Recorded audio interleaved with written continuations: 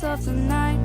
Oh, I was alone, out in the dark. And I saw hollow squares all around. Oh, I was alone, out in the dark. Heaven was all around. Oh, let's jump together. Let's jump together. Let's jump together.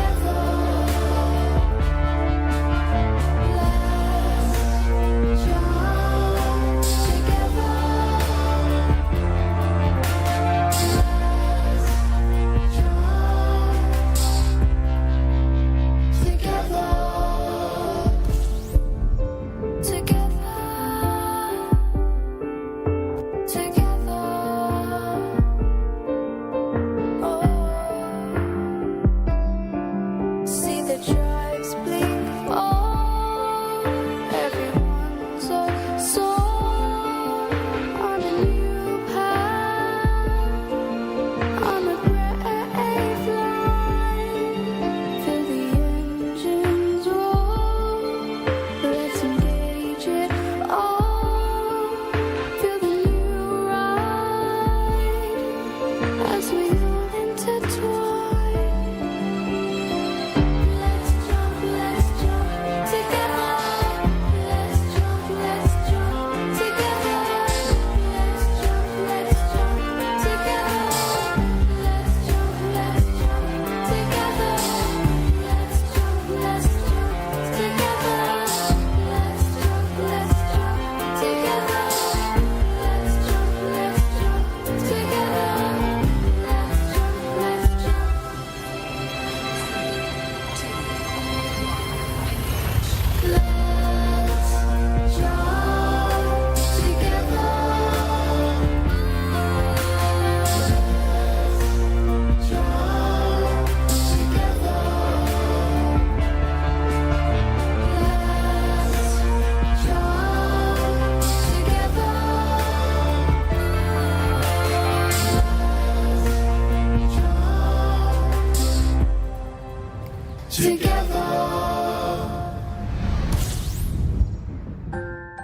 Sweet dreams, little ones.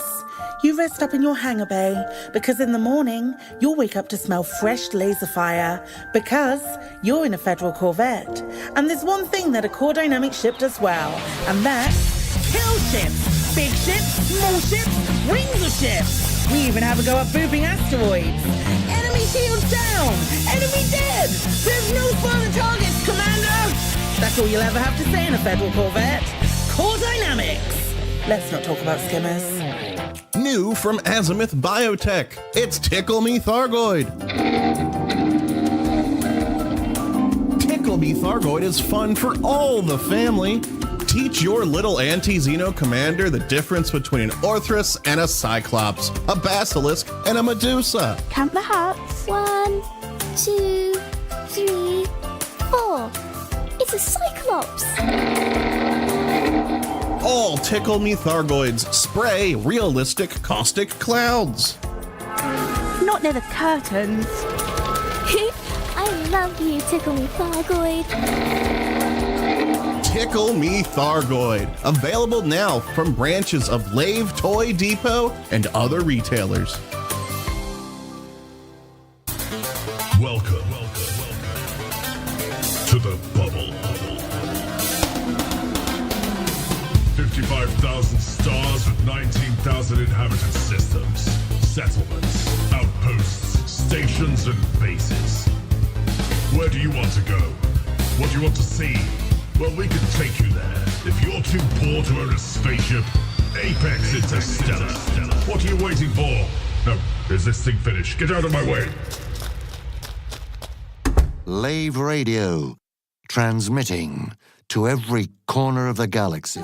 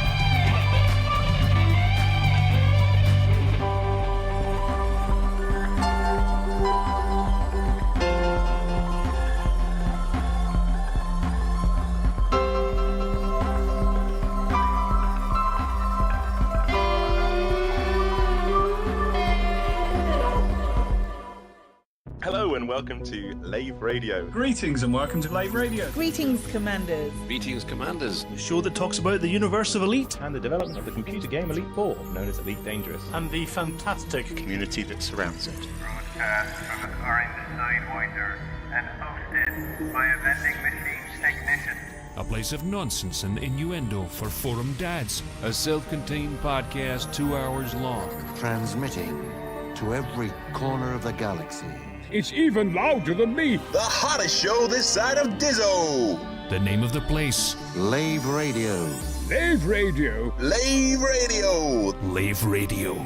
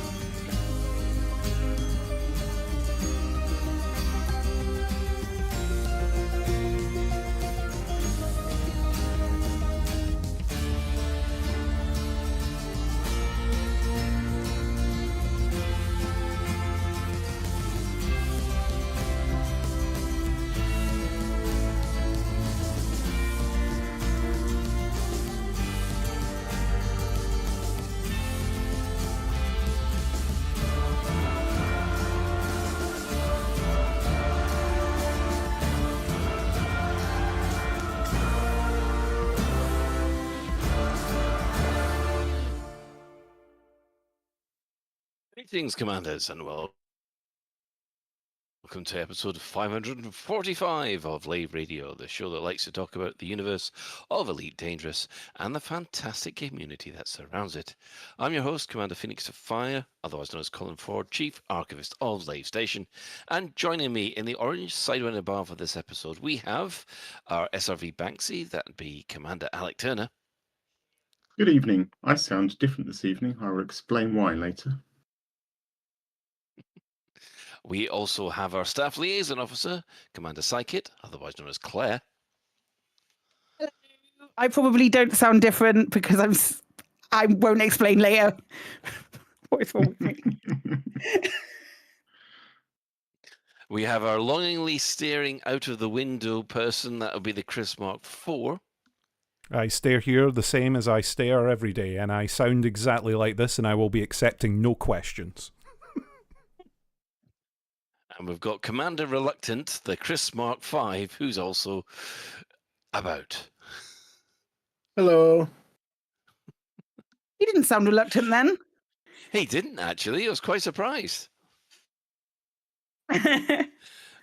So if you wish, you can join us live.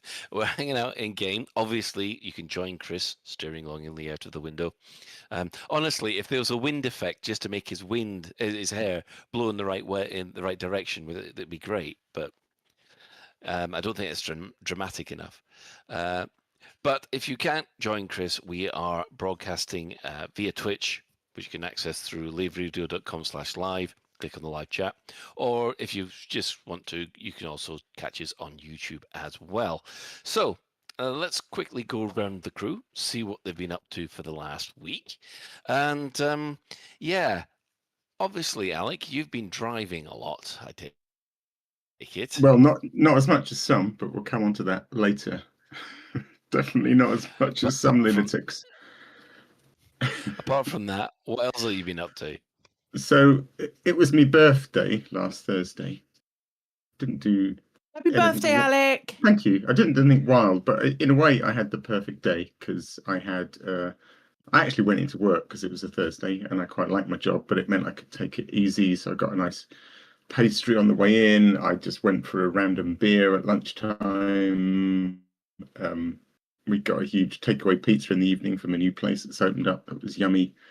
Hired a film, watched The Amateur with pizza and beer. So, yeah, perfect birthday as far as I'm concerned.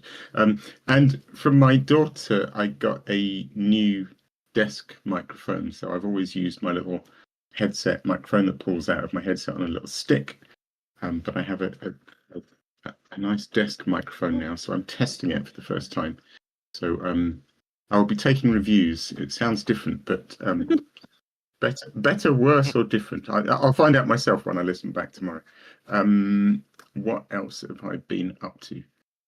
Obviously, a lot of Drachia Rally, which we will talk about a lot later, I think. I managed to stay in the top 75% of the cargo CG with 0 effort, which is nice. Gosh, it's all Drachia Rally. I'm reading my notes. What I'm currently doing, which I suppose is Drachia adjacent, but not about the rally, is I'm now turning the rally into a time trial 3D Copilot, because it turns out, far from putting everyone off ever getting the SRV ever again, apart from a few people, we'll come on to them later, quite a lot of people have got a bit of a bug for it now. So step one is I'm going to turn the rally into a time trial so people can run it whenever they fancy. Yeah, watch out, Colin McRae. We've now got the Alec Turner. Yeah, I've got the Alec Turner Drachia Rally. Yeah, good stuff. Lots of Drachia talk, but we'll come on to it. Excellent. Shall we move on to the Chris Mark IV? Hello. What have I been up to? I've been doing a lot of Edinburgh festivaling.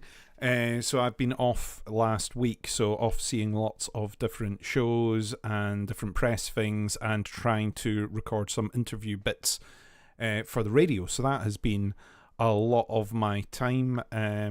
Yeah, seen a couple of really good things. On Saturday, went to see Biff to the Future, which is the story of Back to the Future told from the point of view of Biff instead.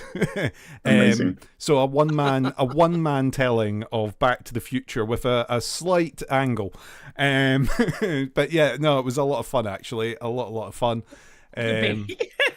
Good audience interaction as well. Alec, you would. I love Edinburgh. I love that sort of thing in Edinburgh. Those sort of Yeah, lots of random stuff. Interacted. Yeah, no, it's a good sort of interactive show. Lots of things going on in town. I saw a few weird sort of free fringe things, including one show I went to where different stand-ups do a little 5-minute set, and then afterwards they get analysed by a psychiatrist about what that set means about them.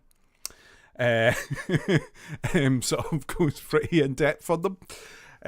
So yeah, there's lots of weird things that come up to the Edinburgh Festival. So yeah, I've been enjoying a little bit of that.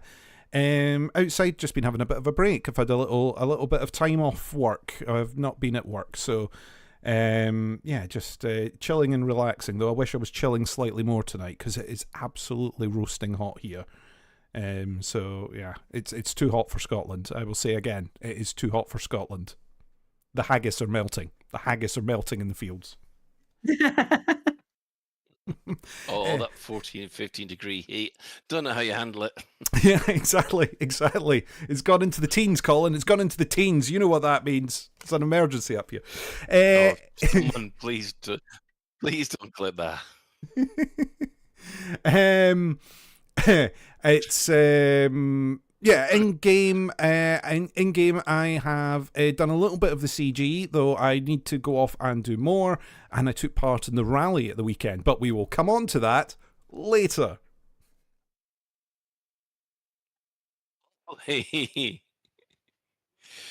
Just to point out, the guy that plays Biff in the films, he got so sick and tired of answering the same questions, he actually wrote a song where he just answered all the questions that everybody always asked him. I advise you look it up on YouTube. It's actually very funny. So one way to do it, isn't it? One way to do this is my FAQ. Yeah. Okay, psych it. Oh, hello. What have I been up to? Okay, an awful lot of ECM prep. I'm being sat behind my computer doing things for ECM very specifically for Lave's segment of ECM, and also badgering other people to get their asses into gear in preparation for ECM, which apparently is a role that David is more than happy to delegate to me for some reason. But yeah, I've been doing a bit of that. The only day that I took off for streaming this week was Saturday, and that was because over the summer. We went to watch the cricket, I should say. Over the summer, there is a big tournament that goes on in the UK called the 100. And basically what it is there's a women's match and then the men's match. And we went into Cardiff to go and see Welsh Fire play London Spirit, I want to say. We went in to see Wales and play and lose both cricket matches. Spoiler alert, they lost both. But the way it works is it's not there is a limited time. So you have 100 minutes and 100 balls, basically. So the idea is that the first team who goes out to bat has to score as many runs in the 100 balls as they can, and then the next when they swap over, they have to beat that. And it is some of the most exciting, like genuinely, some of the most exciting tension, nail-biting stuff that I have watched in a really long time. And I'm not a big cricket fan or anything along those lines. My sister and her husband love it and watch it every year. And they mentioned that they've got tickets for this Thursday. They're going to go and watch it, I think, in Southampton on Thursday. And tomorrow, sorry. They've got tickets for tomorrow. They're going to go and watch it somewhere. I think it's Southampton, and then they come back on the Thursday and then turn around back on the Friday and go to ECM. So an awful lot of traveling for them. But they were like, you should see if they do tickets, because it's a really good day out. It's a really, really good day out. It was phenomenal. It was so good. I was so excited by the end of it. So impressed. We did lose, but oh my God, the end of the men's game, it felt so close. It was really, really, really good and fun. And the atmosphere, it felt more sort of like festival atmosphere than it did like cricket atmosphere. I can't think of another way to describe it. Drinks were flowing and it was great. And then it was marred by a really shitty experience with trains on the way home, but that's by the by. We had just such a lovely day, really, really, really lovely day watching the cricket, which is something that I never thought. And then Alec made me really sick the following day, which I'm sure we'll get to later. So sorry. But that's been about it. It's been like elite. I've done a little bit of combat CG. I went out in my Corvette and put my cape on, did a little bit in the combat CG and ended up in the top 25%. And that was fine. And then I did then I double checked, did a couple more runs, or I've done a couple more runs just to make sure that I don't think I'm going to drop into the bottom 75, but there's 10,000 commanders who might drop into that bottom 25% now. So who knows? I know I've got to make a couple of extra runs. Yeah. Because, that was a bit of a surprise when I checked it earlier, but then we've got to do this show instead, which... Oh, well, see the sacrifices that we're all making. Okay, Chris Mark 5. Yeah, so pretty much close, I suppose. Yeah. The 100 on Saturday, the best bit was sledging. The players that went anywhere near where we were sat, because it's funny. The train back was awful. Did some. Well, I didn't do any running or any driving. I just flew around in a ship, and I rammed the birds at one point, like Alec asked me to. Excellent. I'll call you later. Cool. And yeah, that's really been it. Like, it's just been working that. But finished work on Thursday. Yay! Not forever. Yes. Just to clarify, not forever. He's not retiring. Just having a long weekend. I'll never get to retire. I'll just die at work. Yeah, that's going to be all of us, mate. Yeah. On the subject of dying at work, Oh, I You forgot now something got it. else. I oh, just go on forgot then. something else I did this week. I managed to get tickets for the Jurassic World Evolution 3 activation event in London, which is really cool. It's been done in the London Museum, I think it is, but it's by Secret Cinema. It's nice. It's the kind of like corporate version of Secret Cinema, so I'm really excited. And before that, we're going to go to the Jurassic World exhibition thing that's at Battersea Power Station as well. It's the dinosaurs. Excellent. That's going to be amazing. So that's what we like. A great like day. the It's all dinosaurs. one day. Yeah, gonna and be there's a no long such thing day as in too many London. dinosaurs. Yeah. All right. Well, outside of elite stuff, I had to go back to the hospital because I got told that I haven't got any broken bones, which is good because I've been riding on my bike for the last week and a half. And but then they sort of said, "Oh, that wound's not healing up that much, so we're going to have to put you on antibiotics and take a swab." And well, I don't know whether or not the nurse really knew what taking a swab meant, because I thought it was just gently sample what's in, on top of the wound and stuff like that and put it in. No, stab it right into the knee and watch the Get a big lot out of it. I was going to say, was she sharpening the carving knife? I know. So yeah, and actually, I thought I was doing quite well up until until Monday, and now I feel a lot worse after visiting the hospital. So yay. Apart from that, yeah, lots of elite. Mostly, I need to catch up with the CG. Did some power play over the weekend, which we'll probably come across. Talk about later as well. But most of the time, I have been painting models. A Python Mark II, and my son has laughed at my attempt to paint the Cobra Mark IV, and and cutting up cardboard for new maneuver cards and things like that. And I have retrieved the pants from the attic. You have all been warned. I'm just sad that they Pants weren't on are on display in their your way living room for down. the year. And yeah, whose living room would that be? Would that be the divorcee Colin or the married Colin? Just to find out, which of Yeah, those fair. two scenarios do you think that would work with?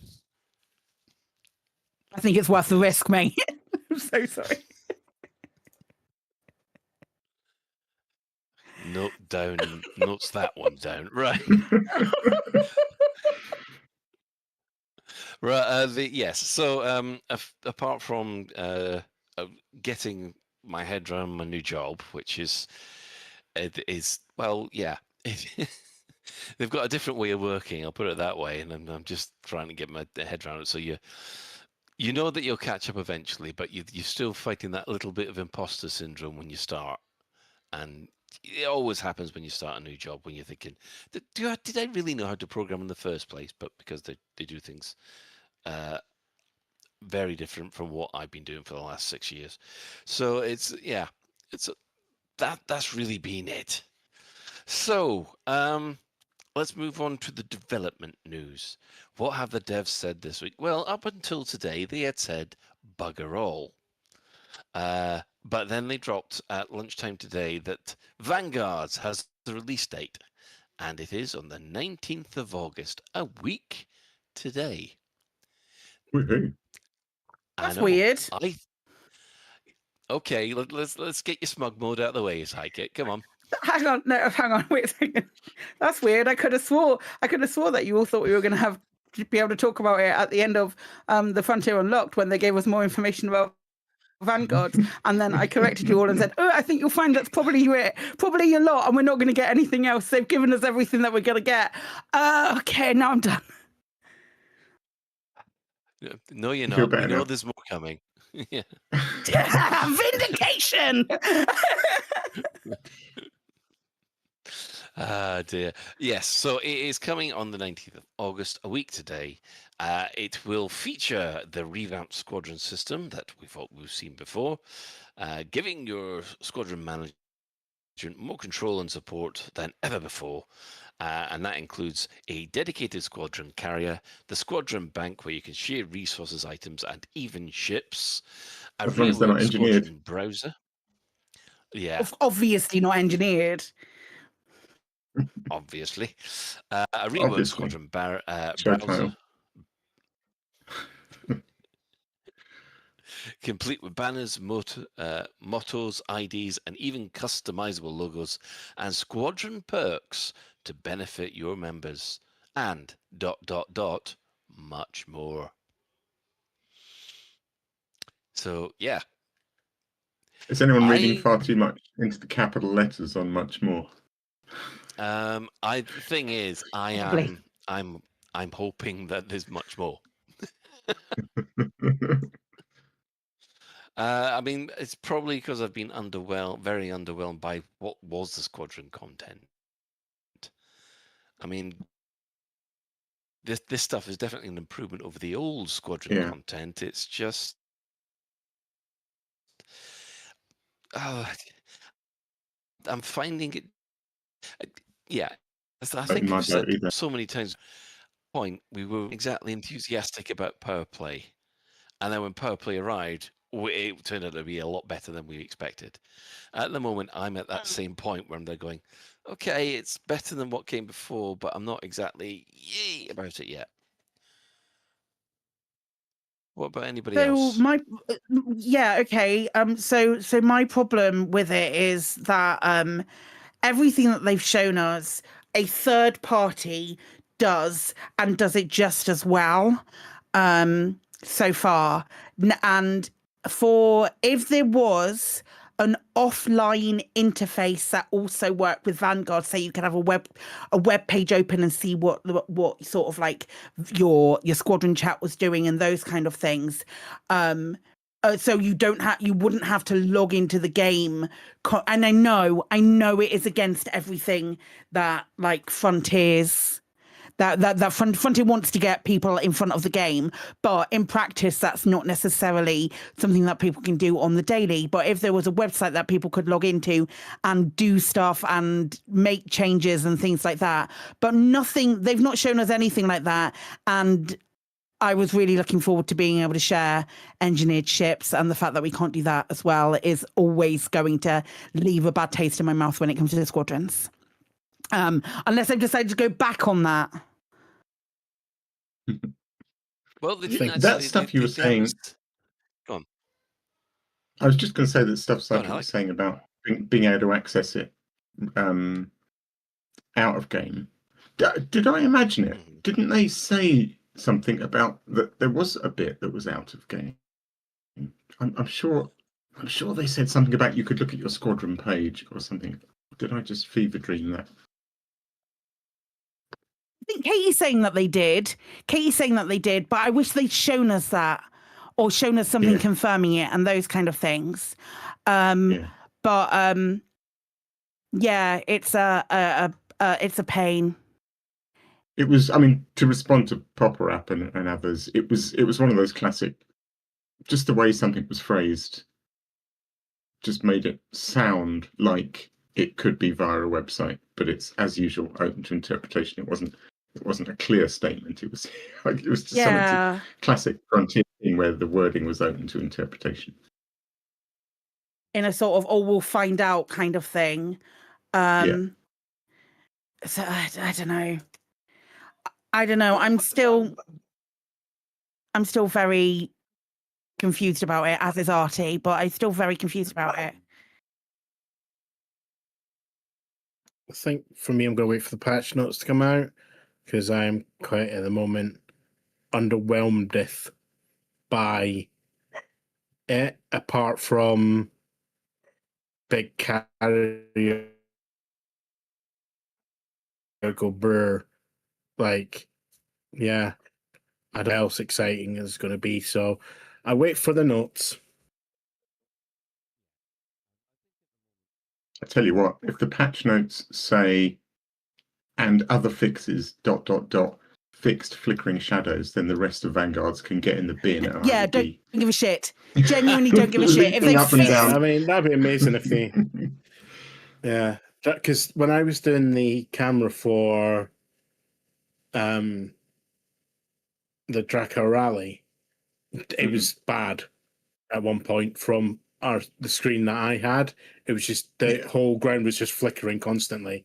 I was like, this is cool. But yeah, we'll see. I think I'd rather they fix the shadows than Vanguards. Sorry. It's funny that I only seem to get that horrible flickering effect when I'm actually close to a planet's surface.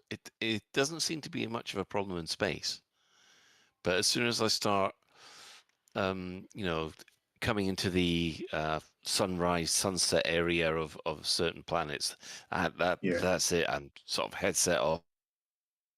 Nope, can't do it. Yeah, maybe it's Frontier's cunning plan to not add any more on foot content. Just make all or just absolutely the planets really make you flickery. stay away from the planet. Yep. Yeah. You don't need to worry about the gaps in the on foot gameplay if you can't go near the planets because they're too flashy. Wow, sometimes I wonder if we're too cynical on this show. Not. Yeah, we are. They've got a lovely new release coming out, and we're all just shitting on it. I'll share one thing. I'll share one thing that's really cool. The picture that they used to promote it looks fucking dope. Oh, the fleet carrier. Yeah, the big fleet carrier with all of the new ships flying around it looks so cool. The little tiny Panther Clippers. Yeah. I thought that looked really good. Well done, Frontier. Yeah, there's even a type of content.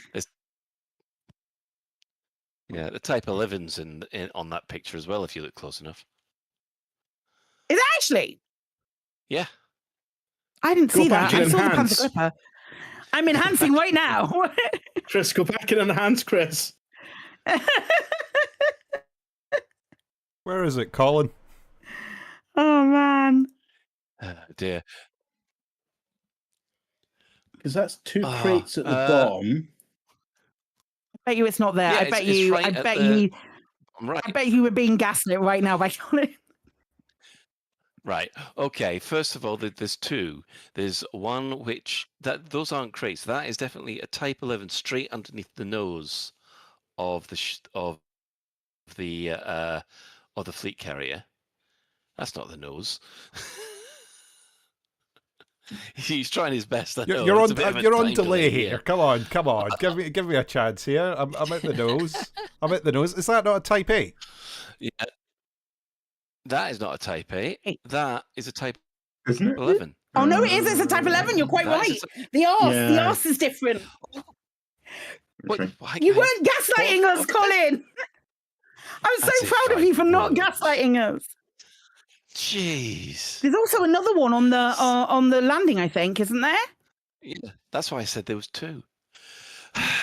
See, honestly, Colin, the evidence that you provide is spurious at best at the most opportune moments. I'm going to call it into question. Oh my God, it just looks so cool, though. It genuinely does. You sure look that's so not, cool, it though? is a Type 8, isn't it? It's a Type 8. No, no, the arms are wrong.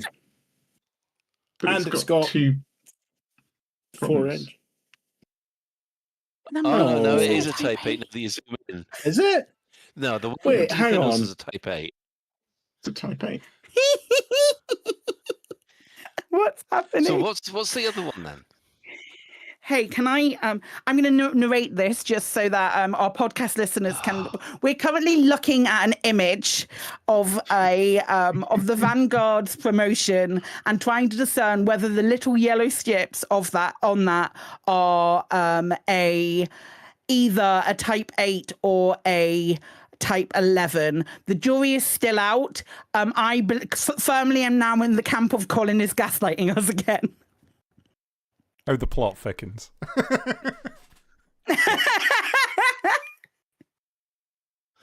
I think the one under the nose is a Type 8, but I'm sure that the one that's actually on the landing pad is a Type 11. I don't think you're right, Colin. At this point, it could be a fucking adder. Let's face it. At this point, could be anything. The one on go and slap yourself. The one on the other Adder Mark III. The one on the other landing pad is like the only of the original ships that they've included. So all the other ships are the new ones, and then the one on the bottom corner underneath the Mandalay is the only of the original ships that they've included in the picture. It's Type 9, isn't it? I think if you go to the right, is that Cobra Mark V all the way to the right? Okay, right. Zoom right 5. Okay, with the best one in the world, lads. Are we going to narrate this more? I think there's just Type 9s on there. I think there's like Mandalays and Type 9s, and then some Type 8s, and maybe a Cobra 5 here and there. Yeah, there's a Cobra 5 in the middle of what I'm I would argue that it's probably for the best that we move on talking about an image on a podcast. Yeah, it's just some bullshit radio right here. Oh no, I'm getting nice flashbacks here because we used to be able. All we used to get is the weekly or monthly photograph on the development progress of Elite Dangerous, and we used to be able to stretch that for a whole 2 hours. So. Well, I definitely wasn't on the show then. Right then, if that's the case, we will move over to Alec with his community news. And now, to the community coroner.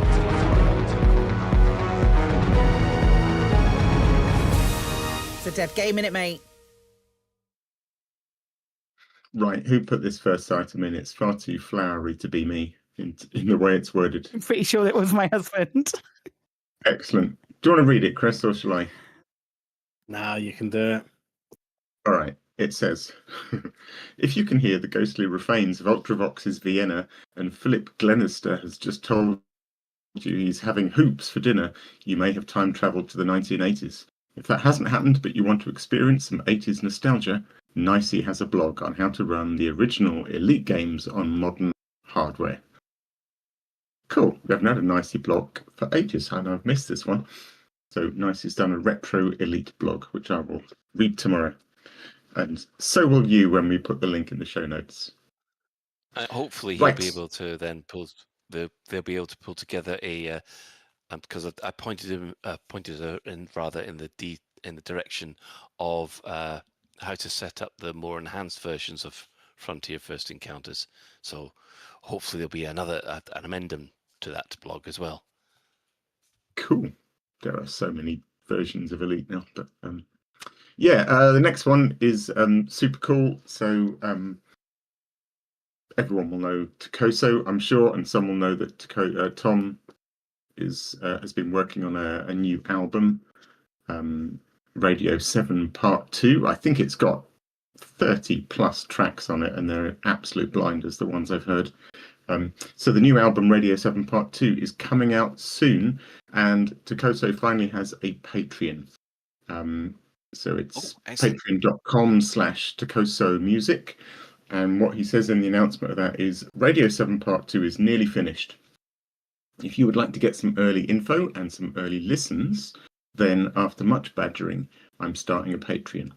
So if you'd like to support me and get your name on the album as a Patreon, then hop on over to www.patreon.com/Tokoso Music.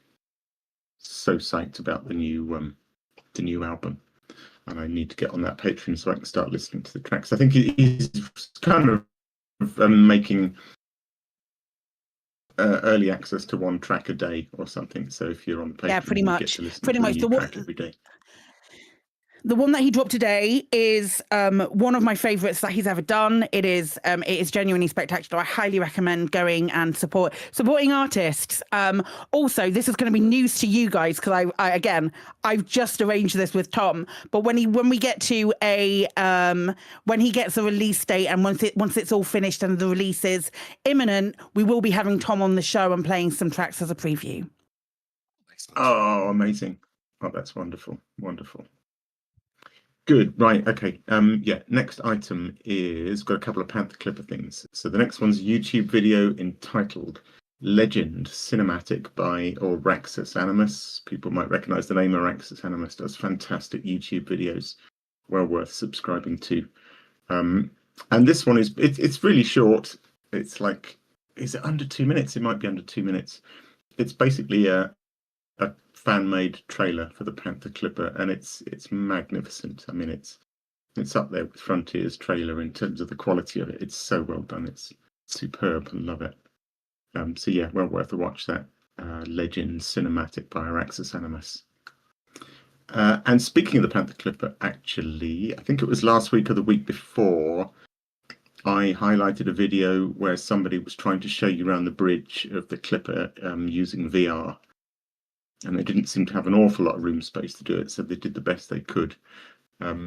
So Ricardo's Gaming has done one, and they seem to have a bit more room. So if you want a good old nose around the bridge of a Panther Clipper in VR, then check out Ricardo Gaming's Step Inside the Panther Clipper Bridge.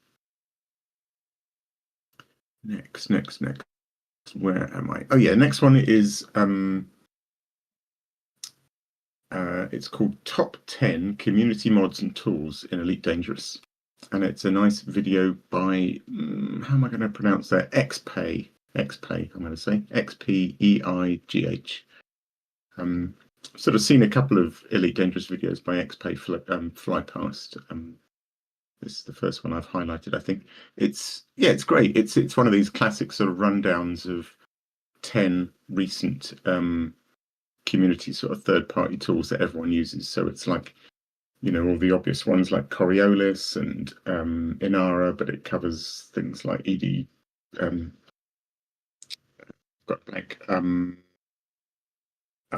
ED Copilot, the Odyssey Materials Helper. I don't know, a whole load. It's a good rundown, some good tools in there. ED Hard Mod. Right, video item 6. So this is a video that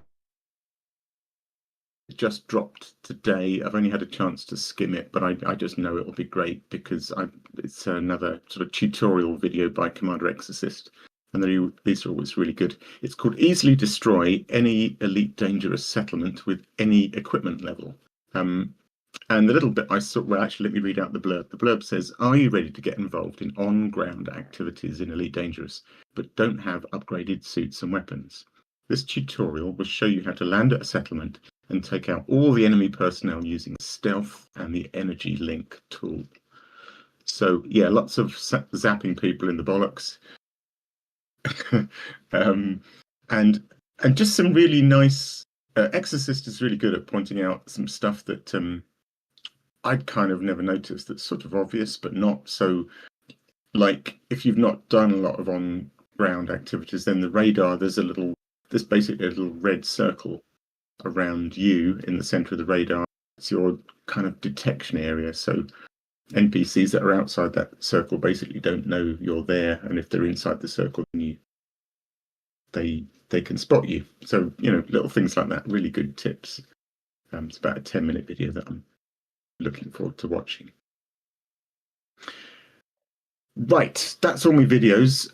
Let's get on to the Dracula rally. So this Sunday, at sort of 4 p.m. UK time, we had the Dracula rally, which is my 250-kilometer Dakar-like rally. It was fucking superb, frankly. When I first had the idea, I had kind of high hopes for it. I had in my head what I wanted it to be, what I imagined, all these SRVs and support ships heading out across the desert. And then I kind of started promoting it, and then I did sign-ups, And the initial sign-ups were pretty slow. And also, when I made the tutorials, I started to appreciate how hard it was going to be for people that couldn't fly the SRV at 100 meters a second.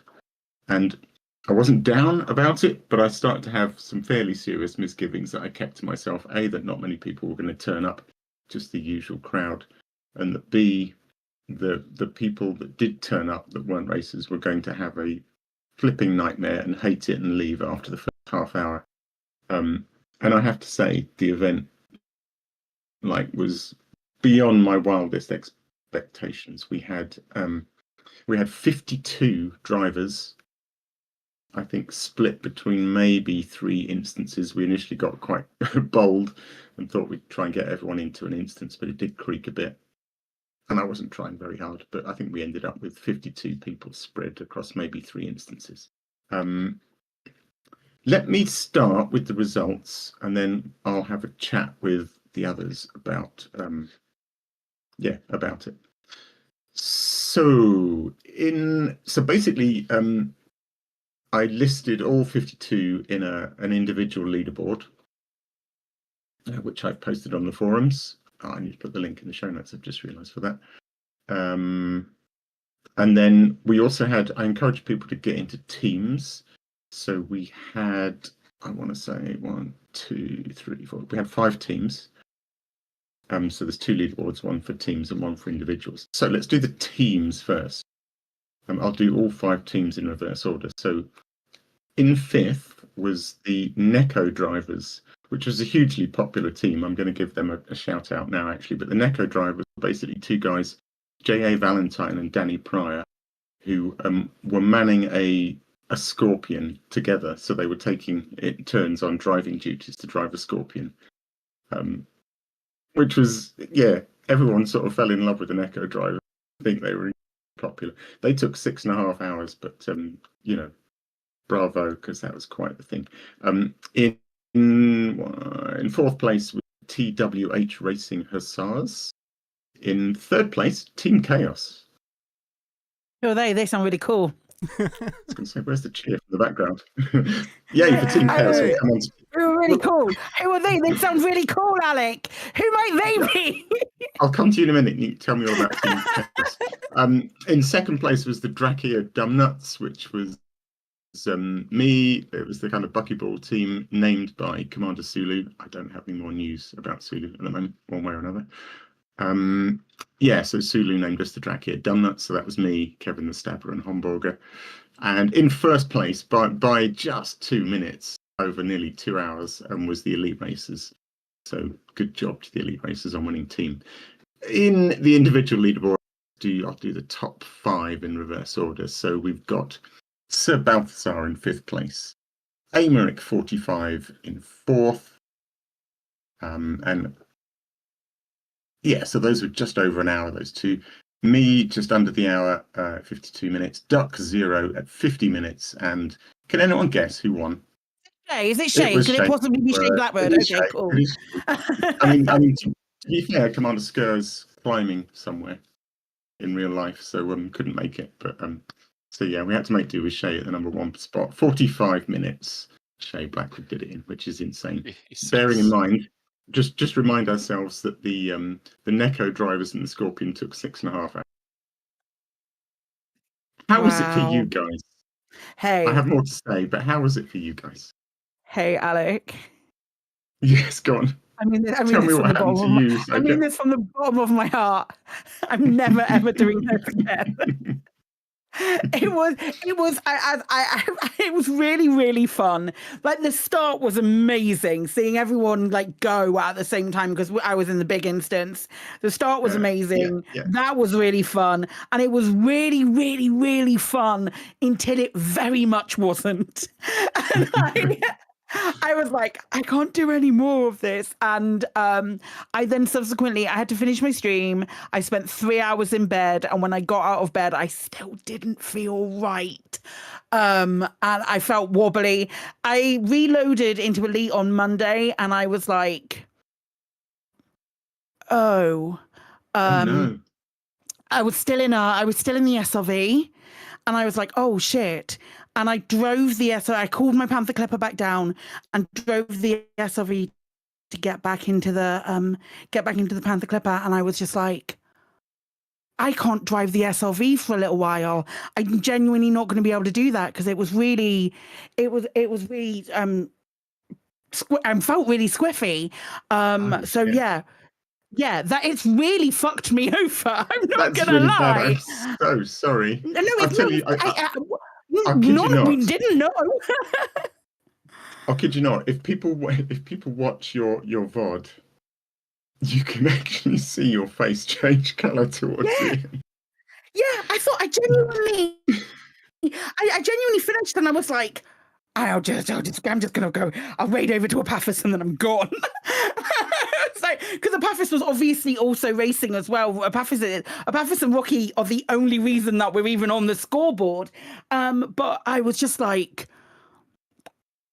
I think I took a couple of real bad spins in quick succession that went in opposite directions, and it just hit me like a friggin' freight train. It was very strange. But yeah, excellent race though. I'm not gonna knock it. So yeah, good job to Apathis. So Team Chaos was Apathis, Rocky Star, Psychic, and Chris Mark IV, who we'll talk to in a second, I expect. But basically, at least half a team had to finish. And Apathis and Rocky Star finished, and Psychic and Chris did not finish. But Apathis in particular did so well. Aided and abetted, and if Rocky Star hadn't finished, then it would have been a DNF for the whole team. So good job on Rocky as well. So yeah, the pair of them managed to pull you into third place, which is miraculous. We're well aware that it's nothing to do with us. If anything, I helped to the time by exploding.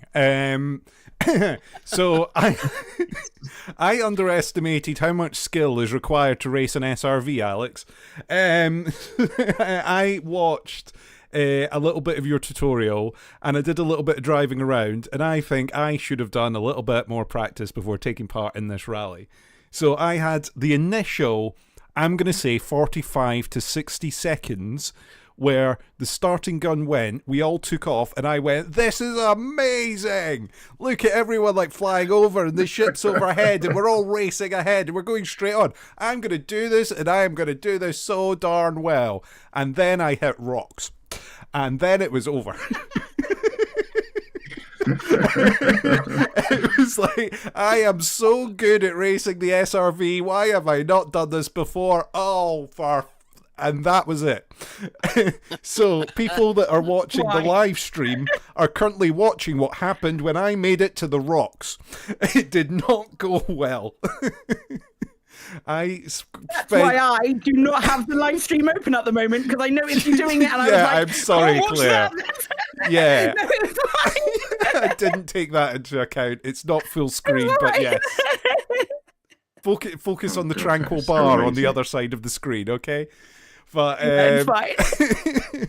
But yeah, I think if I hadn't spent so much time flying sideways, upside down, facing the wrong direction, spinning round in circles, then I might have fared better overall. I ended up exploding annoyingly when I recalled my ship to do a pit stop. Classic. There was the ship. I recalled the ship. There was a rock underneath the ship. I got to the rock and I exploded right next to my blooming anaconda. So it was a disastrous end to the run. Chris. That's class. If you're gonna go out, that's the way to go. If I'm gonna go out in style. I've got to say, well done, Alec, for arranging it. I mean, the planet. If people can avoid throwing up while looking at me spinning around in circles, the planet is an absolute stunning location, albeit a spawning ground for flaming rocks. It is rocky, perhaps too rocky. In hindsight. But yeah, it does. And my planning, because I wanted to announce this like a good 3 months in advance, I had to plan the day-night cycle pretty carefully, and I have to say it worked an absolute charm. It is now night, I believe, as we're speaking, so I just caught the end but it was beautiful. So we had really nice bright light for it, which was wonderful. I wanted to just run. Sorry, go on. Yeah, I just wanted to say, Chris, how did you not throw up? What are you watching it at the moment? Right here. DM. Let me tell you right now that I have a DM from a the Dour Scotsman that says, I was also feeling a bit sick. Hang on, no, let me just find it. Yeah, basically, I blew up. I went back. I was similar to you by the end of that. Yeah, absolutely. So I'd done a radio program and had been sitting at this desk for a good 3 hours before the rally started. Then took part in the rally. By the time I blew up, I got back into the ship and I was like, oh, I'll fly around and I'll see where Claire is and I'll find Apathis all the way out in front and sort of track people down and see what's going on. Got into the ship for a little bit and I was like, I'm really not feeling good. I've got a bit of a headache. It's like, this isn't good. And it was only when Claire then went, I'm cancelling. I'm feeling a bit travel sick. And I was like, oh, that's what I've got. That's why I'm not feeling right. It's like, because I've just spent the last hour spinning in circles. It's like, so maybe for the next one we'll have to have a thing that, like, after an hour, it's like wherever you are, come to a stop, and we're all going to go outside and walk around for 10 minutes, and then we'll pick up where we left off. An actual break after an hour.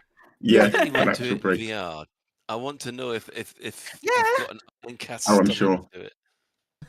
Yeah, I'm sure. I think, I'm sure people did it in VR. There are some shout outs actually while we're just talking about it generally, but I mean, first and foremost, I want to shout out to everyone. Like I was saying at the beginning, I figured it would be the usual crowd, and then a few people that would go, fuck this, after half an hour I'm off. But testament to the 52 people that everyone just gave it their all and went for it. And some people had practiced and had already completed it. I think that's when I start to realize actually prepared to go for this. So, people are doing runs that were taking 2 hours, 3 hours. And thank you to everyone for really giving it your all. It just made it such an incredible event. There are some particular shout outs. I thanks to all the spectator and support ships. I thought they really added to it. You can see it in some of the opening footage and stuff, but the fact that some of the teams had support ships flying over with them as well, it just made it such a spectacular kind of, you could see ships in the distance and you knew there was an SRV under somewhere. It was so cool.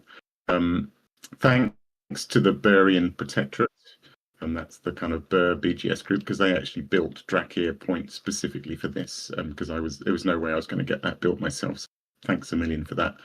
And to the Burrs who came along and filmed a bit, despite it being in their sort of, personal time, home time, where they're normally doing it. Bless them, they dropped in and filming. I would advise people to keep an eye on the Burrs YouTube channel tomorrow, because they're releasing something which, gave me goosebumps. It's incredible. So watch their YouTube channel tomorrow. I want to thank all the people that live streamed it. Really appreciated. There were loads of live streams. I loved what camera angles that you were switching between, which is super cool. Obviously, congrats to Shay, Duck, the Elite Racers, the Drakir Dunlop's Team Chaos, and for the winners, and the Neko drivers in their which is just a thing of absolute beauty. Right, one of the final shout outs goes to Pete Simstar, who is the absolute fucking legend. Weekends. I just want to describe what happened. So, Pete Simstar is the guy in the full motion rig, which tips and sways with all the movements of the SUV, and he feels every single bump. So he was super keen on doing this. He was streaming as well. He turned up an hour early. He got the rig all set up. He wears a uniform which he's made himself. So it turns out he hadn't done much practice, but his determination to get this thing done is the stuff of legend. So he blew up. I don't know how far in, but he blew up. and decided he would just go back to the start and start again. Rather than just accept the DNF, he would go back to the beginning and try again. He was determined to get from the start to the finish without blowing up. He blew up again at some point, went back to the start, tried again. I kind of lost track at this point. I was, herding cats and doing my own racing and trying to keep, answer questions and stuff and film my crew members. And eventually I sort of had to, I quit about 9 in the evening. I think I need to go and get something to eat. So that had been like 6 hours for me or something. And as far as I knew, there was a couple of stragglers. I think maybe the Neko drivers hadn't quite finished. So I went to bed. When I got up the next morning at 5:30, Pete Simstar was still going. He had been streaming for just over 14 hours and was 10 kilometers from the finish line when I logged in. So I cheered him on in chat. He had like 100 people watching him. Wow. Something like that. Yeah, it was so cool. He at one point during the night, apparently he'd finally taken his uniform off because he was like, so hot and so trash because it's quite a hefty uniform. So he'd taken that off. And as a mark of absolute class, when he was within sight of the finish line, he put his uniform back on, buttoned himself up, finished in style. So a massive shout out to Simstar. His streamer, I recommend people subscribe to him. His rig's incredible and he's just really throwing himself into elite. But holy shit, 14 hours, that was some going. And he got there in the end. So well done, mate. Well done. Well, considering I couldn't last sitting in my chair for doing it for a portion of the time, I can't remember. I don't imagine what it would be like if it was in a full motion rig. I don't know if he's serious, but he was talking at one point. I think he was delirious, frankly, after 14 hours streaming. But he was talking about coming back and walking the 250 kilometers. Why? Stop it! Don't do it to yourself. I just opened it because I've been sort of dipping into it throughout the day when I've been doing other stuff, and I'm watching this stream, and I'm skipping forward. This last 4 hours is the video that you've that's linked in the show notes, and he gets right towards the end, and I think you're clearly in chat because he goes, "Alec, next time choose a softer planet, man." Amazing. Yeah, fair point. Yeah, so in the show notes, I'll link the results so people can see the full results, which is a forum thread. And I'm also going to link, we've got videos from me, Duck, and Shay. So the top 3, we posted our videos online. And also, as Psychic's just been watching, the final 4 hours of Simstar's feed. And yeah, watch the Burrs tomorrow. And also, I should put the link in. Actually, I genuinely think, Psychic, that your stream really shows off the beginning. I'll add it. It's fine. I've got it here. It's fine. It's really cool. Yeah. We must do it again sometime, but not yet. Be a different one. Maybe one where we're in ships. Who knows?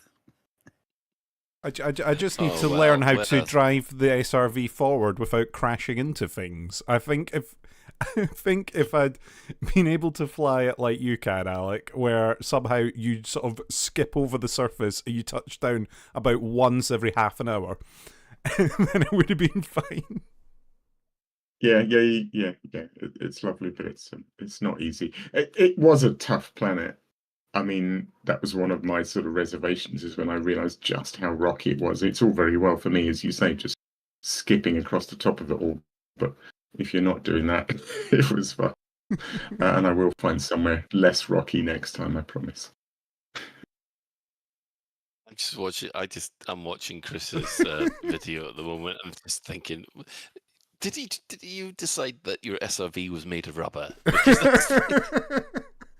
My technique was just keep the throttle up and see what happens, and it did not go well. And there's multiple times where I end up pretty much going off in my own little direction that's not actually the way I'm supposed to be going, which is yeah. All I can say is Colin McRae must be spinning in his grave. I mean, really. Listen, Wow. this is a game where you forge your own trail, right? And I very much did that. Yeah. blaze your own trail, no matter if that's backwards and forwards in the same spot over and over again. Yeah, it can be upside down. It can be sideways. And round and round. I mean, I mean, Chris was coming back and filming me every once in a while, and I don't know what it looked like, because I would think I was going really, really well, and then I would spin out, and Chris would be behind me filming, and I'd be like, oh yeah, he's just caught me doing another really bad run. Oh man. Well, so if you have a community event that'll be taking place soon and you'd like us to shout about it across the airwaves, you can tweet the crew at Lave Radio, or Blue Sky us at Lave Radio, or email us at info@laveradio.com. So, in-game events, what has been happening this week? Well, we got two news stories. One of which is that on Thursday the 7th, a new CG has started because of all the hauling that everybody's doing. Pirates have decided that's a great place to pirate.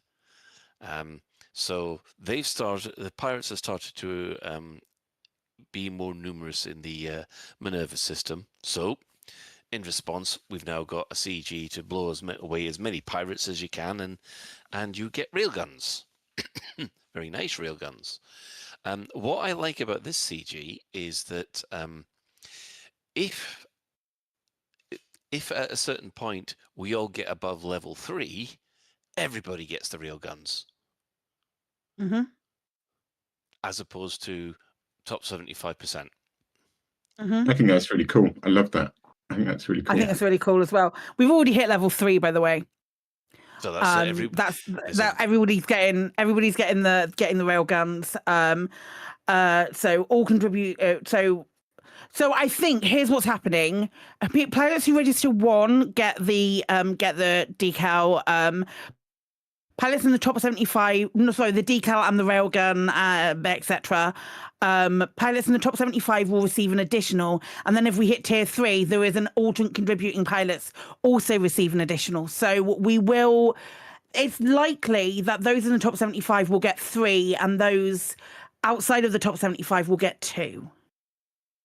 Well, still better than 1. So yeah, I think that's a good cost. It is still better than 1. Go ahead. We were talking on last week's show, about the whole pay to win thing and 75% being a win, and I'd been before they released this CG, I was thinking, yeah, but if you take the top 75% thing away, then everyone's just going to put on their cape, do 5, and be done with it. And this seems like a really cool solution to give people motivation to keep doing it without. I agree with the pay to win. Yeah. I agree, especially like at the moment there isn't like a ship that is only purchasable that excels in combat a lot more than any other ship as well. So that it's kind of hey, you take your best fighting ship and go and do stuff. So it's not too much of a problem there. I'd feel better if at least tier 3 was reached, like everyone would receive everything. Part of me kind of would feel even better if that. There's still something that does, for me at least, there's still something that doesn't quite sit right with the top 75% getting more. That said, I don't think it's as abysmal as the ship that gives you the edge being the only one that you can pay money for, and I think that's where I make that differentiation, because I don't think even if it was just the top 75 with the combat, that I don't think there is a pay to win angle there, because you wouldn't really get a benefit taking a Panther Clipper into a bounty hunting Hazras. You wouldn't get a benefit for taking the Panther Clipper into there, because there are so many ships that do it better. Yeah. Do you know what I mean? I know exactly what you mean, yes. But in just on the back of that, talking about the community goals, the Brewer Corporation calls for Trailblazer Resupply, which is on due to end in 1 week, 1 day, 13 hours and 29 minutes as of recording, now has 40,217 commanders, which means 10,000 at least are in that bottom 25%. But that's not going to complete. It will get to, according to Inara, it's saying it's going to be about 78% by the end of it. So you still have time to contribute what you can. You have to have given 4,156 to get into the top 75, which I agree is easily doable if you have the time by which to do it. It is 6 runs and a type 9. Yeah, it is possible to even from now. So yeah, right. The other issue, the other piece of news that they announced, well, it's all to do with power play. So we can discuss that after the power play rankings.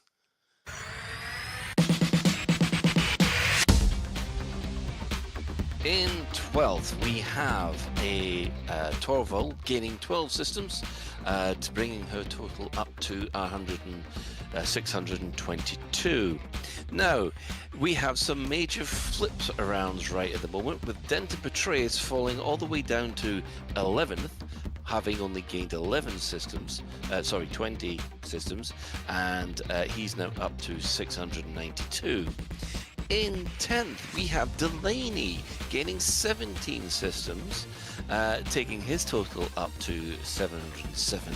However, jumping 2 places, we have Vice President Winters.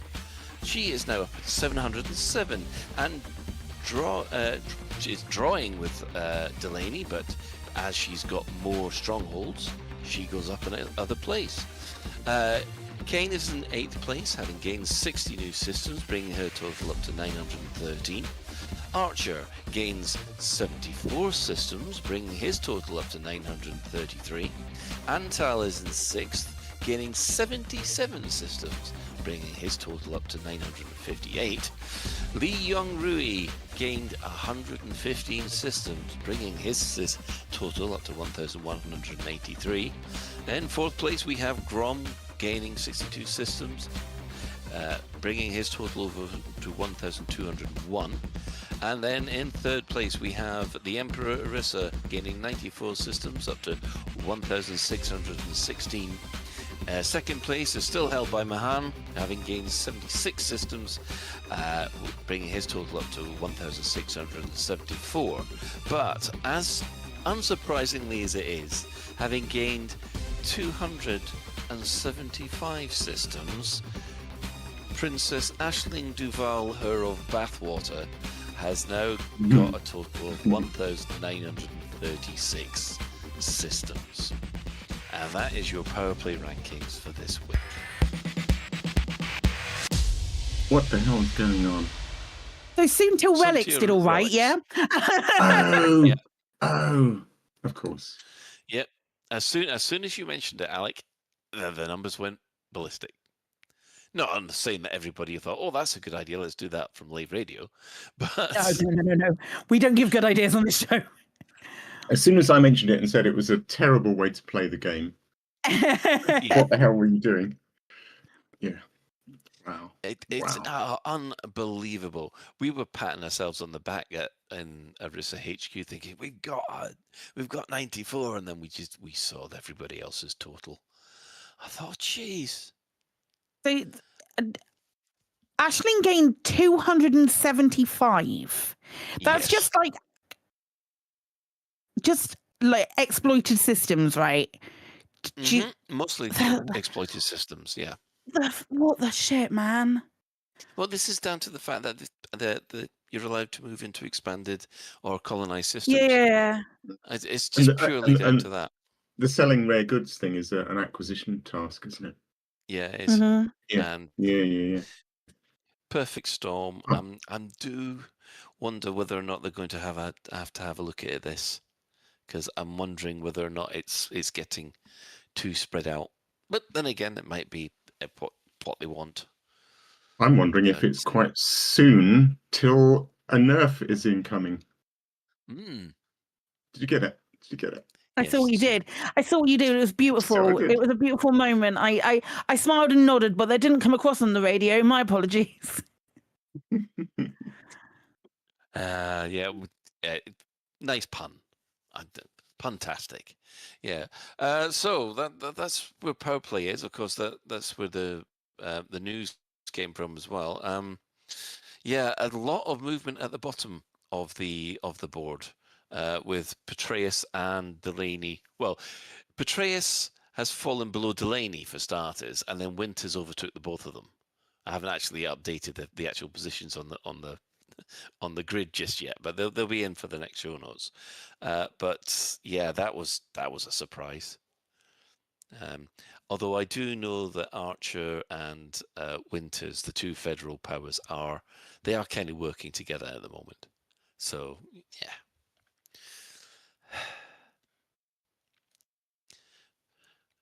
So I guess that brings us to that time of the week again.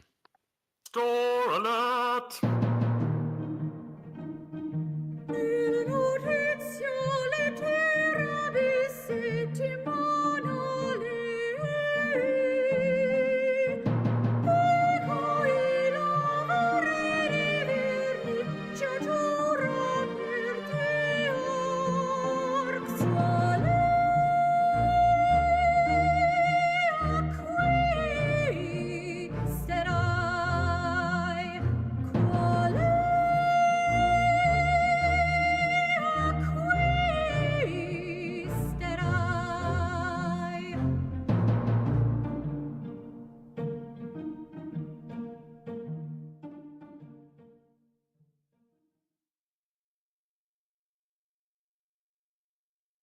Yeah. Okay.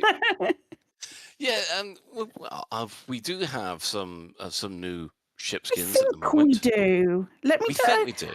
I think I'm just looking for it. I'm just looking for the tweet. There was definitely a tweet. I'm Yeah, sure there was. Either I've dreamt it. Yeah.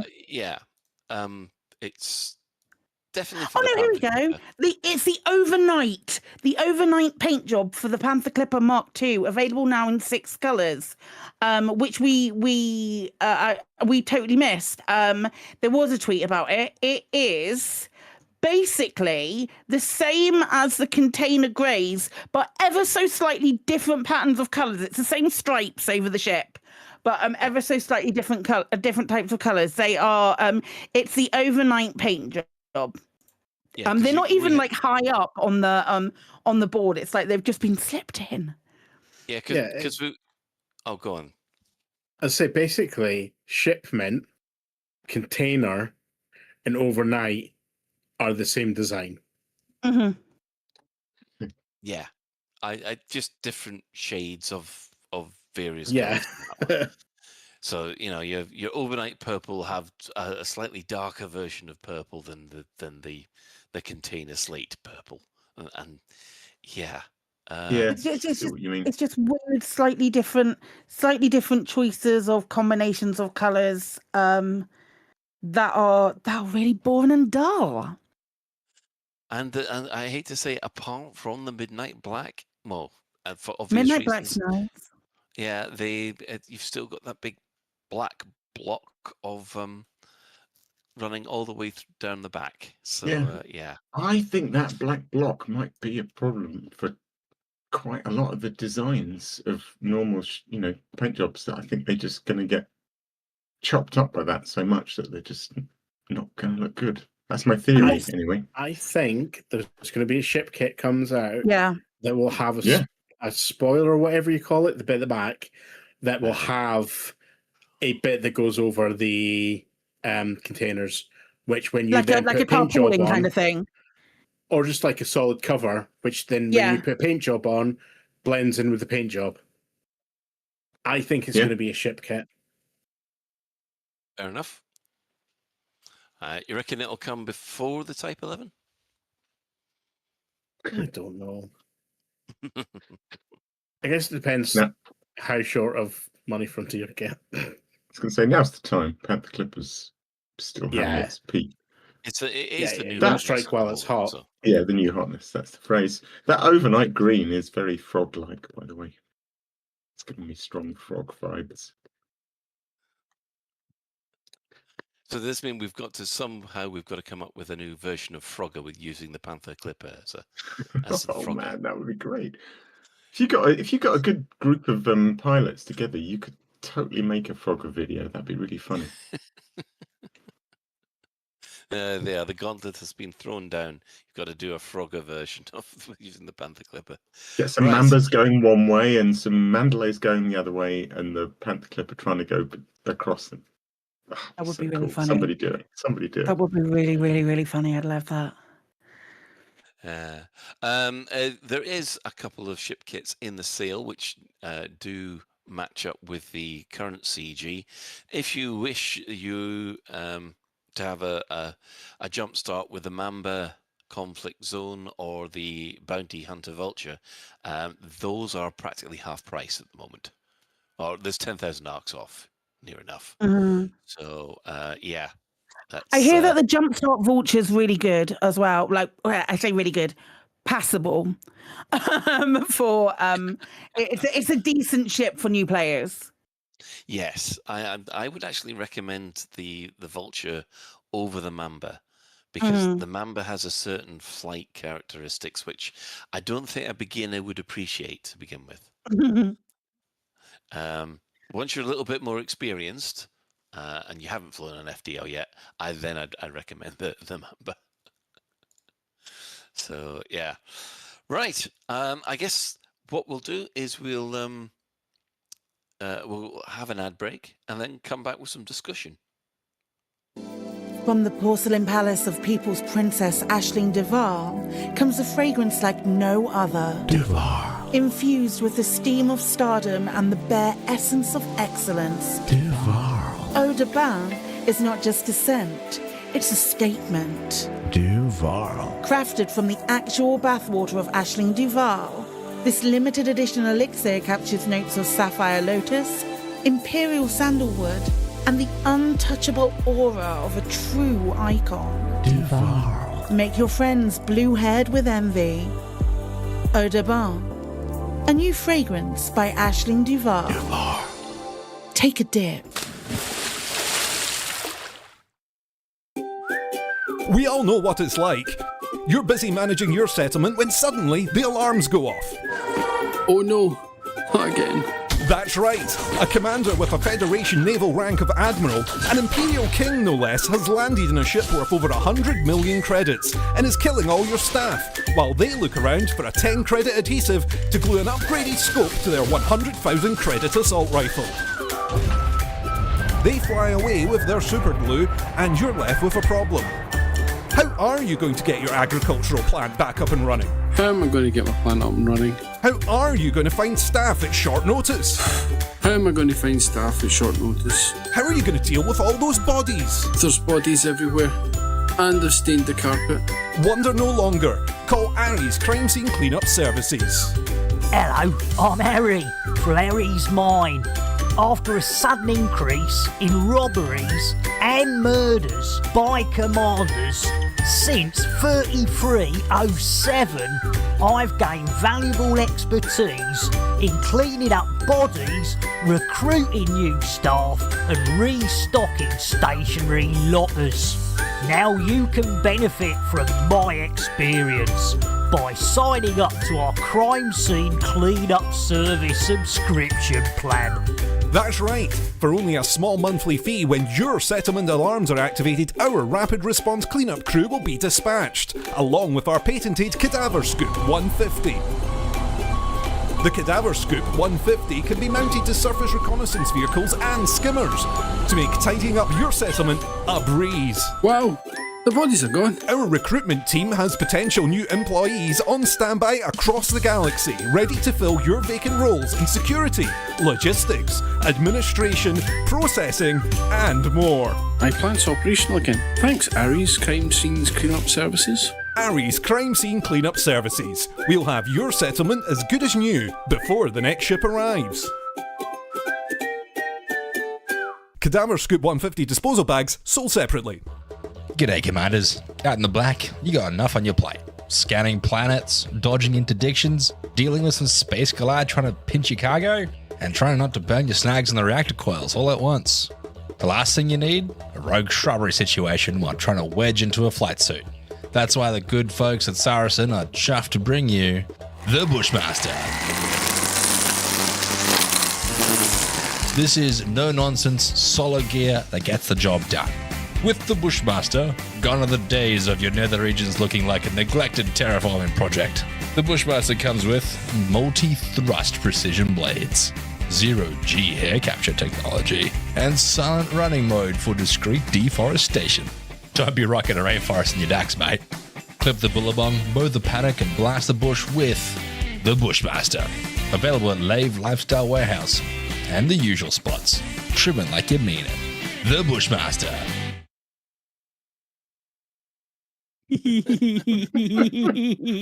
Oh my god, that's the best yet.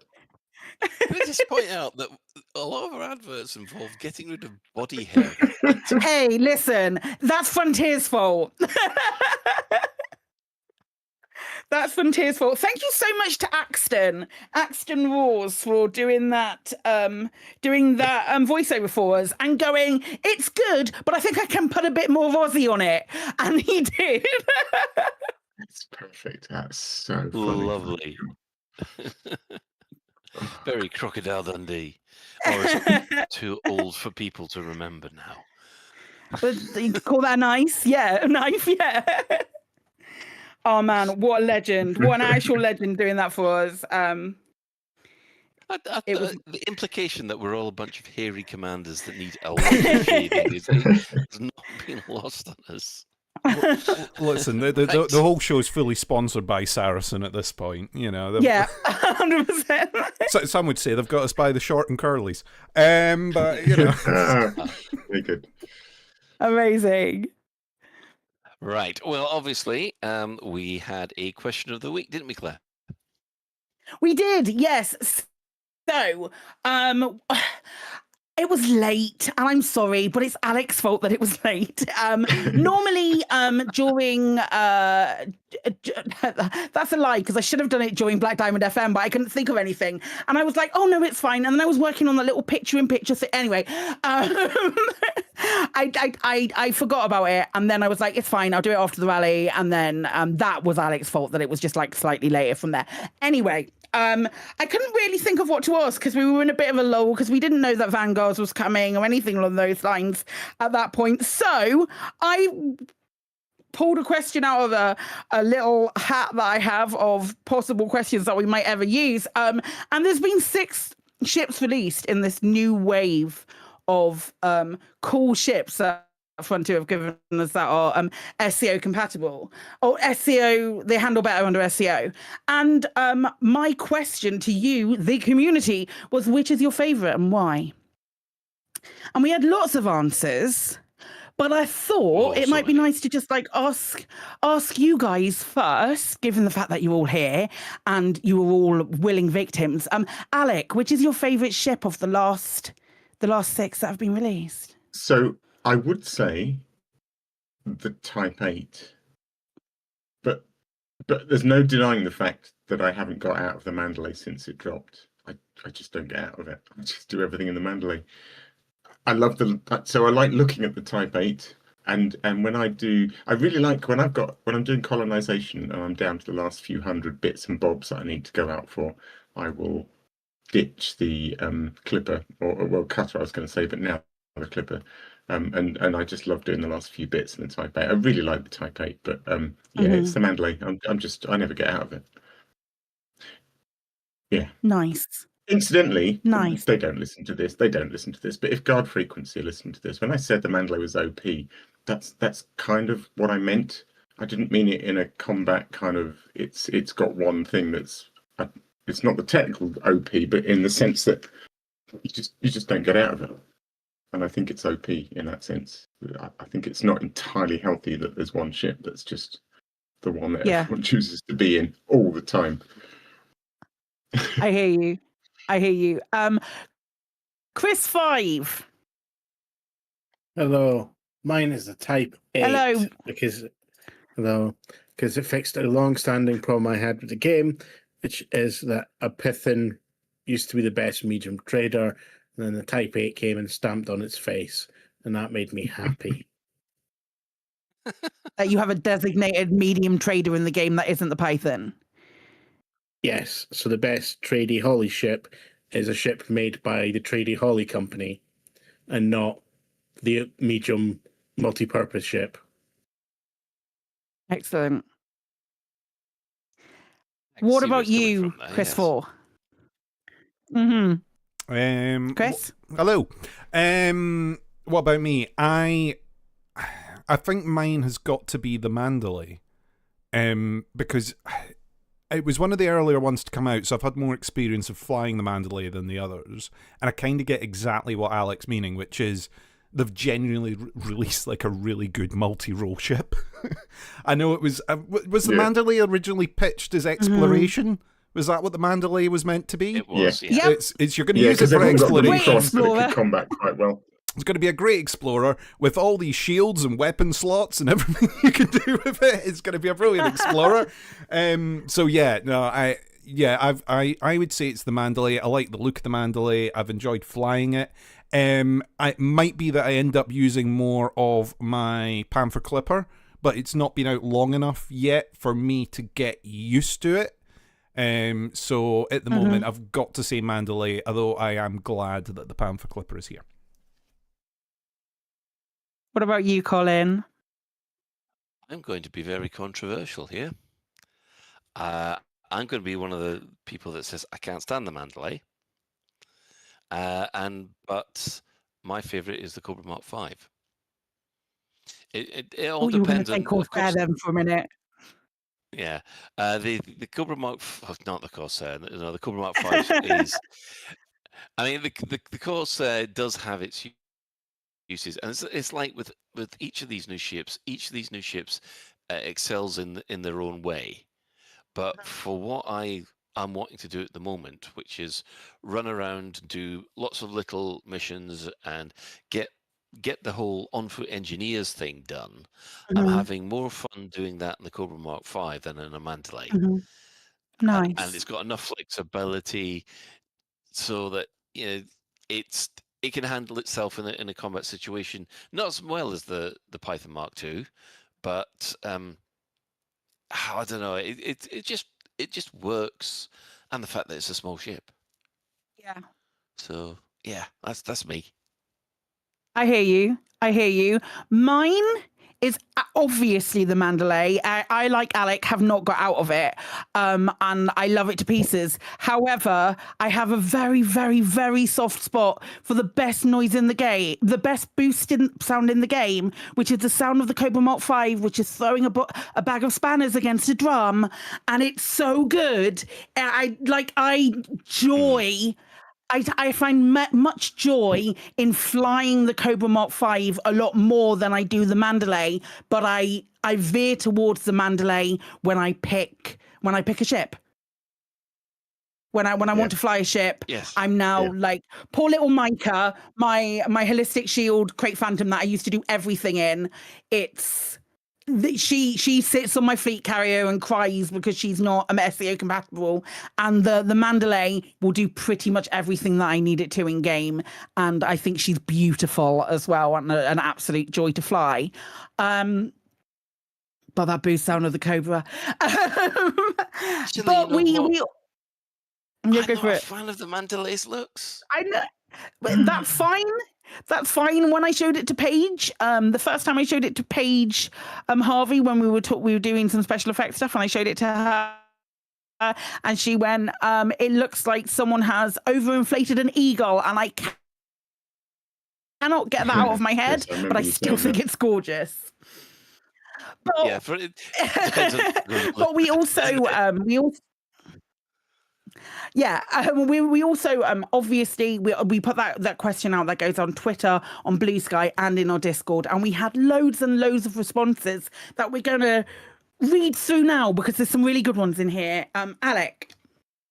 Right, Tidliogi says, the two I've settled down with are the Panther Clipper Mark II and the Cobra Mark V. All the new ships are decent, but these two top everything IMO. Mm-hmm. Good shout. Yep. Okay, I have one from Ipex. Got to be the Panther Clipper Mark II. It's enabled me to buy a carrier, 2 years of running cost, and still a week and a half to go in the CG. And done far faster than I could have done before. Look forward to exploring trading more in the future. Well, that's exactly what it's done for Nice. me at the moment. I've got gaming snips and bits. Mandalay, fantastic performer for exploration and planet-based shenanigans, plus a fun ship to turn into a railboat and send foes onto a one-way trip to their final destination. An honourable mention for the Corsair. For me, it's everything the Python Mark II should have been. Interesting. 100% agree with that. It makes me I sad have that I'm stuck in the Steinfeld. Mandalay. Sorry. Go on. Sorry. No, what do you mean it makes you sad? Well, you I was feel you're just missing out on other every ships? time I hear about every time I hear about the Corsair, I think I would love to go and outfit my Corsair and use it for a combat boat. And then I just think, nah, I'll stay in the Mandalay. Yeah, that's the problem with the Corsair. It takes a while to get a build that you're happy with, and sometimes that is too much effort. Yeah. Steinfeld, I've got. I like them all for the unique use cases. The Panther Clipper Mark II and the Mandalay have been my most used. Transporter and the Traveller. Actually, the Transporter and the Traveller, that sounds like a Jethro Tull album. Might be might be one of the Tokoso releases in the next album. You never know. Yeah. Spooky Boogie says the Panther Clipper Mark II and Corsair have been very fun and very useful for their roles, but overall, it's for sure the Mandalay. Best exploration / scout ship for me by far.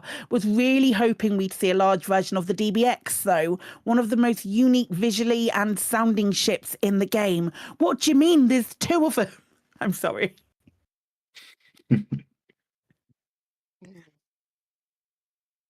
That's another ship I haven't flown for a long time now. DBX? I didn't like the DBX. It felt to me as if it was going to fall apart at any moment. It felt very fragile compared to the Asp Explorer, and even now I still get the Asp Explorer out. It creaks a lot on, I love on the glide DBX. mode, doesn't it? The DBX. Yeah, I do like it. That's my regular. Taking the DBX to do a. Yeah. Taking the DBX to do the Guardian my bubble sites. run around. Yeah. Yeah. Right, Stosh Perry says the Cobra Mark V is my amazing. I could fly anything, but I'd rather fly the Cobra.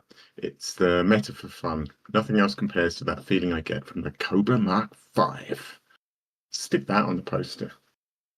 It's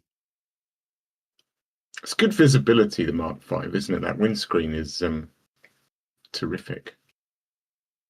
Yeah, really nice. I need to try it because one of the things I really like doing, I did a little bit at the Dracula Rally after I'd finished my own run, was filming. I love sort of filming, particularly SRVs if I can find them, catch them. And Daisy Bell was doing some filming and was sort of asking her for some, I don't know, my sort of hints and tips on. And I sort of, I haven't tried it, but I sort of recommended the Mark V as a camera ship because I feel like that windscreen would be terrific.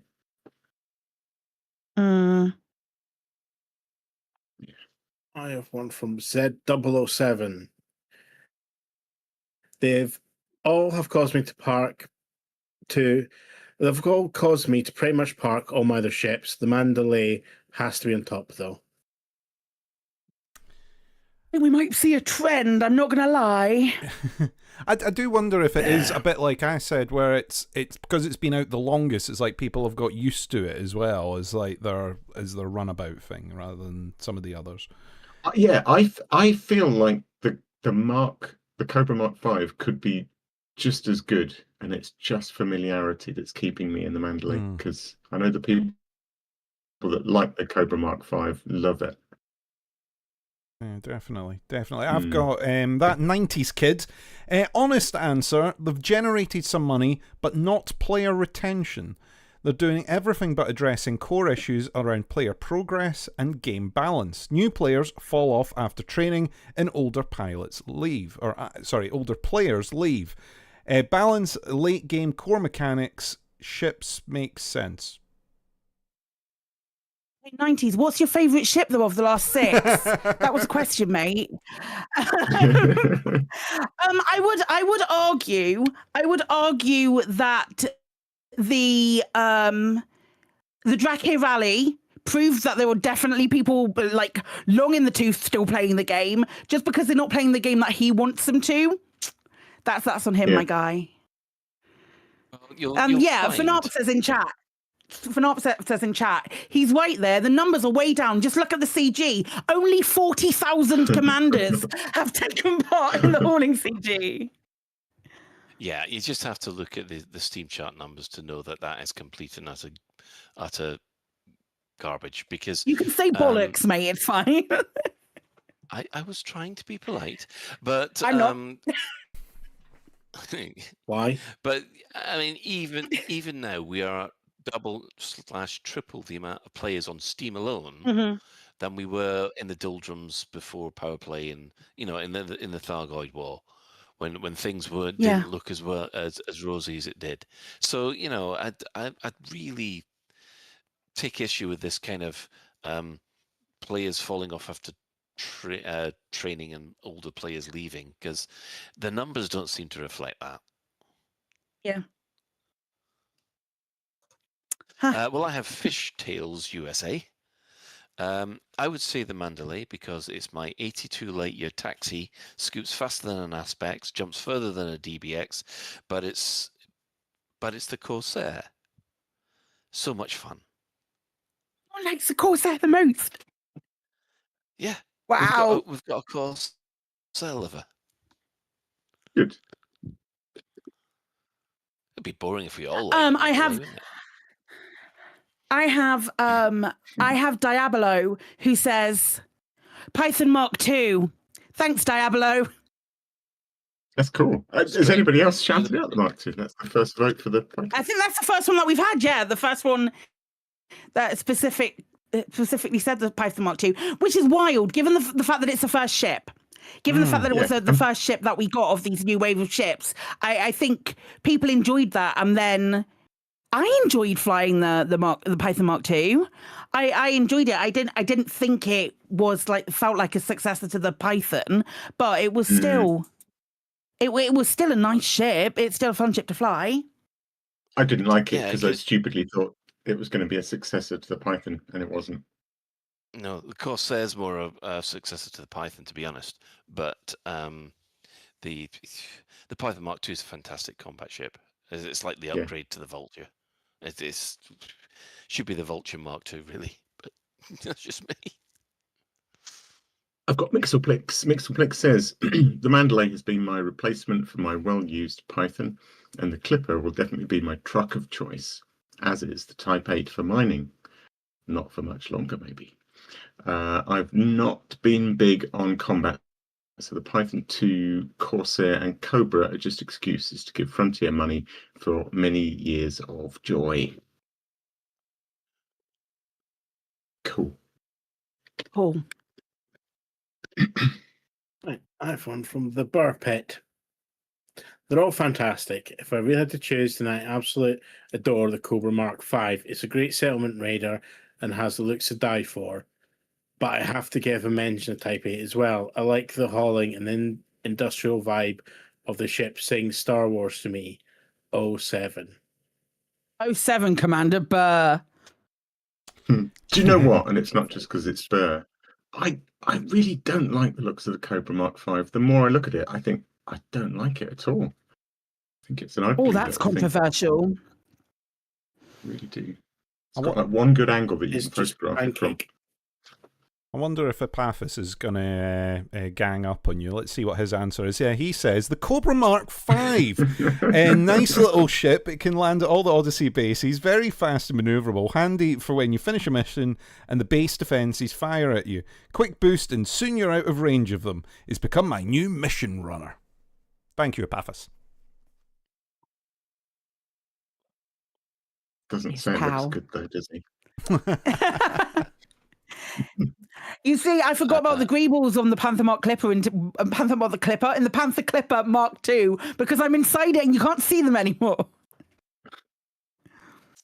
I'm Tatiana. I have a Mandalay, which is nice. Thanks, Katie. Thank you for your contribution. Sorry. Elvis Kremen says, I'm torn between my two Mandalays, outfitted for slightly different purposes, and my new murdered out Panther Clipper Mark II. If I was forced to choose, then it's my all-purpose Mandalay. Such a dream to fly, and it looks stunning with the X-Wing ship kit on. 76 light-year range really helps when flying around. It really does. And you don't it doesn't feel like you sacrifice anything to get those levels. Do you know what I mean? I tell you what, with that big jump range as well, the bubble is getting a lot bigger these days. Bigger than it used to be.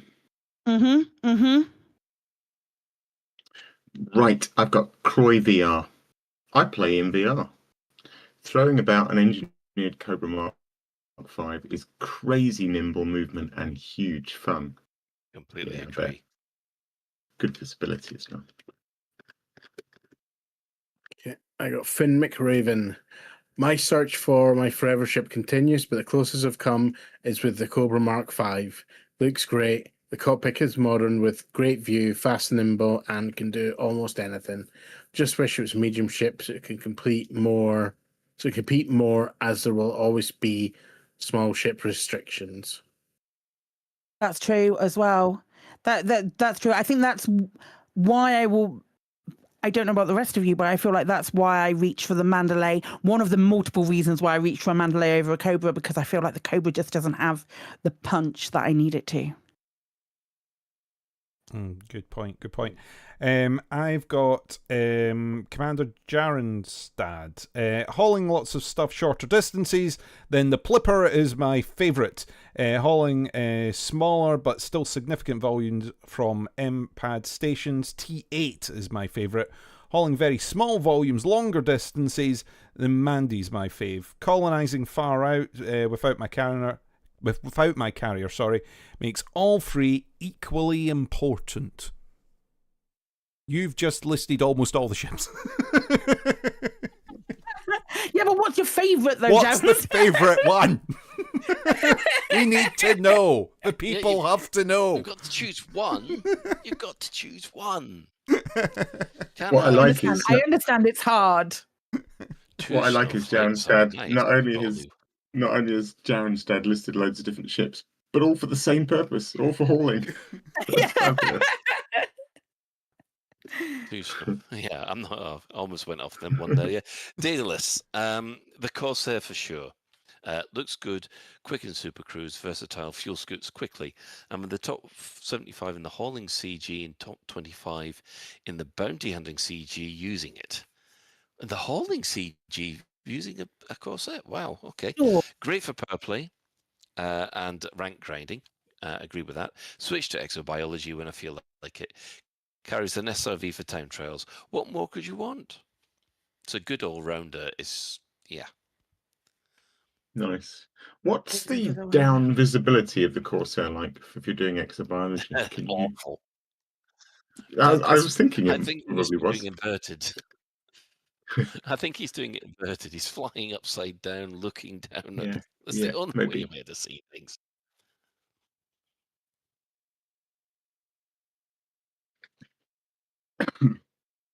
Profane Pagan says, without a doubt, the T8 is my favourite, and I'm looking forward to the T11. Frontier is great at designing industrial heavy machinery, and just think about it. The Type 8 came as the second ship, and its design language absolutely subverted our expectations, introduced an instant classic, and made everybody even more excited about the future prospects of the new ships.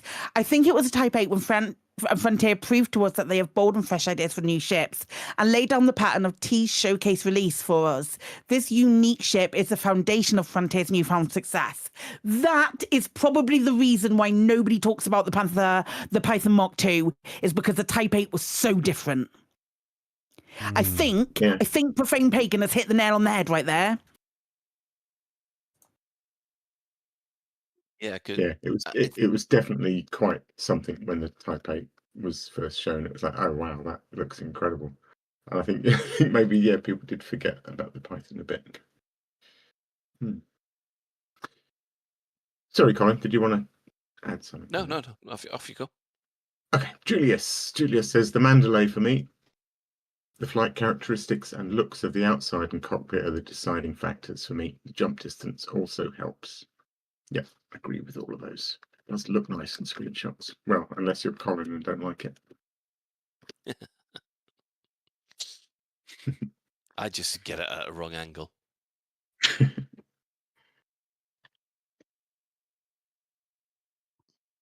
Chris. Yep, I have Silas Resi, Defo the Clipper for me.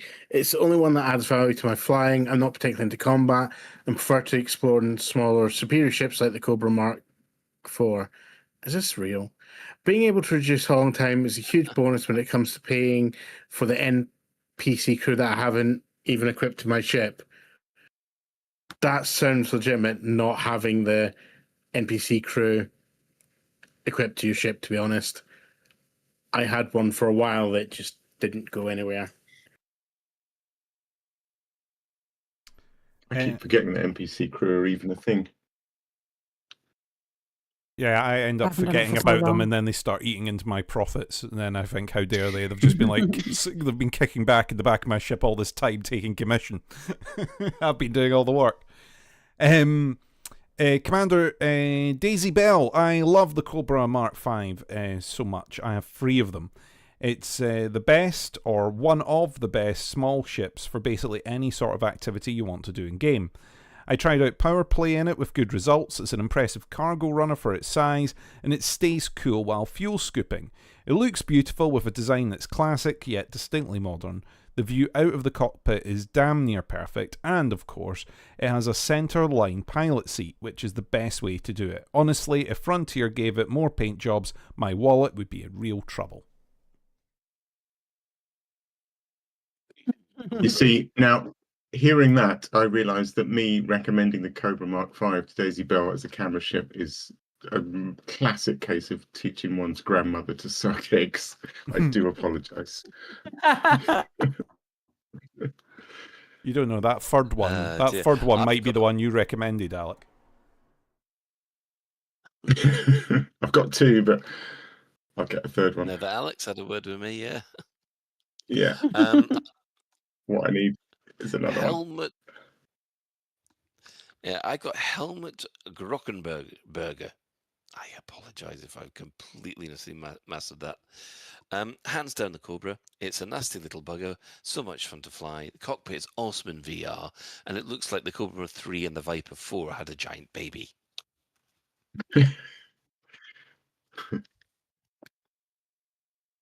Nicey says, Mandalay, obviously. I now have 2, I can remember, an exploration ship and my power play ship, with my favourite name, Armed and Fabulous. It's just so nice to fly. Close second and third with the Python 2 and the Cobra 5. Glenn Van Ross says, probably a tie between the Python Mark II and the Mandalay. The Python is an excellent combat ship and superb Titan bomber. Those were the days. It serves many of us well during those pivotal moments of the Thargoid War, final months of the Thargoid War. The Mandalay is a comfortable, capable, and stylish explorer that demands few compromises.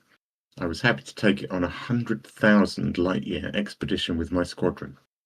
All of the new ships offer a significant increase in capability and are joys to fly. But these two that helped form significant memories are my favourites. Yeah, I think that's what I thought the Python Mark II came after the Thargoid War. Was it in the final No. stages? It was at the final stages because I used it for Titan bombing because it was just fantastic for that. And the 8 was out during the final stages, I think, as well. I think so. I Dior for the final one for Dior was in a Cobra Mark 5. I'm sure of it that he was in a Cobra Mark 5. I might be wrong. But my memory's never incorrect. I'm pretty sure the 5 was out. I think I was in the Type 8 for one of the Titan explosions for sure. Yeah, I think I remember rescuing humans with it.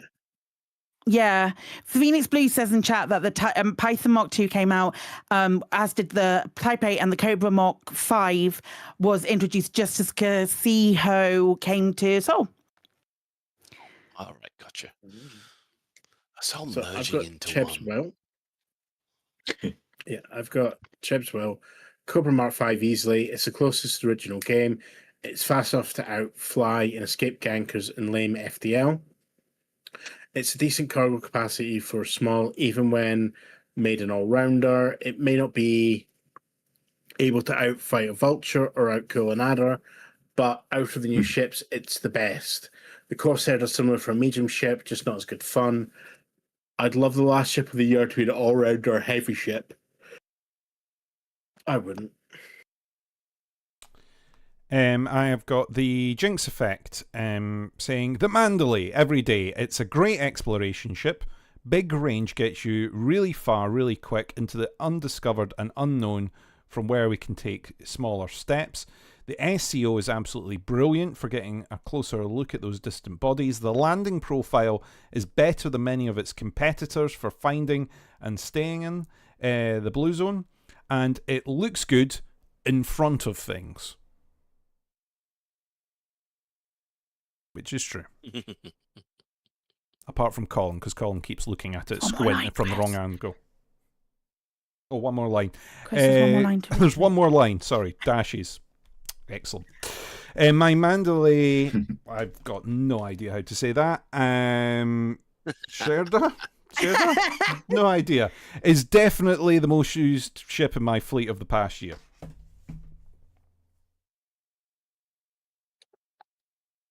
I have Andrija. I'm going to attempt that is what the name is. I'd say I'm having trouble choosing between the Panther and the Cobra. I like versatile ships, and both are. That being said, I'm itching to use a Panther for everything. So I guess that's my answer. Nice. Okay. Yeah. Go. Yeah, no, absolutely. I'm very aware of the time and what this is. But buckle up, lads. Sir Oberon says, of all the second generation ships released so far, it's a tough question to answer. I have been one of those players who have greeted most releases like a young child does with Christmas. When the Python Mark II was released, it replaced my Corvette for combat missions and HASRES runs. I immediately fell in love, until I realised it just didn't have the same staying power as the Corvette. The Type 8 was a proverbial wet dream for all my BGS needs. It just automatically replaced my BGS Python Mark I straight off the bat. The Mandalay is, in my opinion, the best of the ships so far. It's my Sunday afternoon going out for a cruise explorer, my cross bubble hopper, my Thargoid Titan material gatherer. Cobra Mark 5 was, at the time, my first disappointment, but not because the ship itself underperformed. It just came out when most of my in-game activities already had a new ship covering it. I just couldn't find a niche for it that warranted me putting the time and resources into making it good. Oh, how wrong I was. Now I have 3. One for PvE privateering, one for air support role in settlement raids, and one for the near bubble exploration and general chill out flying while not engaging in meaningful in-game activities. The Corsair was perhaps my biggest disappointment. It didn't replace the Python Mark II as my medium combat ship. It doesn't fulfill the role as good as the Cobra Mark V for privateering, which was a surprise to me, and I think it's ugly. However, in recent days, I have found that it's good for engineering material gathering when kitted out correctly. Okay, so as a Mandalay, but the Panther, without being overly dramatic, the Panther Clipper Mark II probably saved my sanity. My biggest game loop at present is colonization, and the Type 9 was doing my head in with its inability to fly in any direction as quickly as I wanted.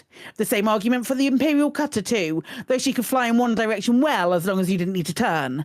The Panther, and I'm hugely surprised at this, does not feel like you're trying to push a concrete block through custard. It's a pleasure to fly, though I would have liked to see more of the outside from my cockpit while flying it. The stunning visuals of space is one of the biggest loves I have about this game, and unfortunately, the Panther does block a lot of that out. But which is the best from the new generation of ships?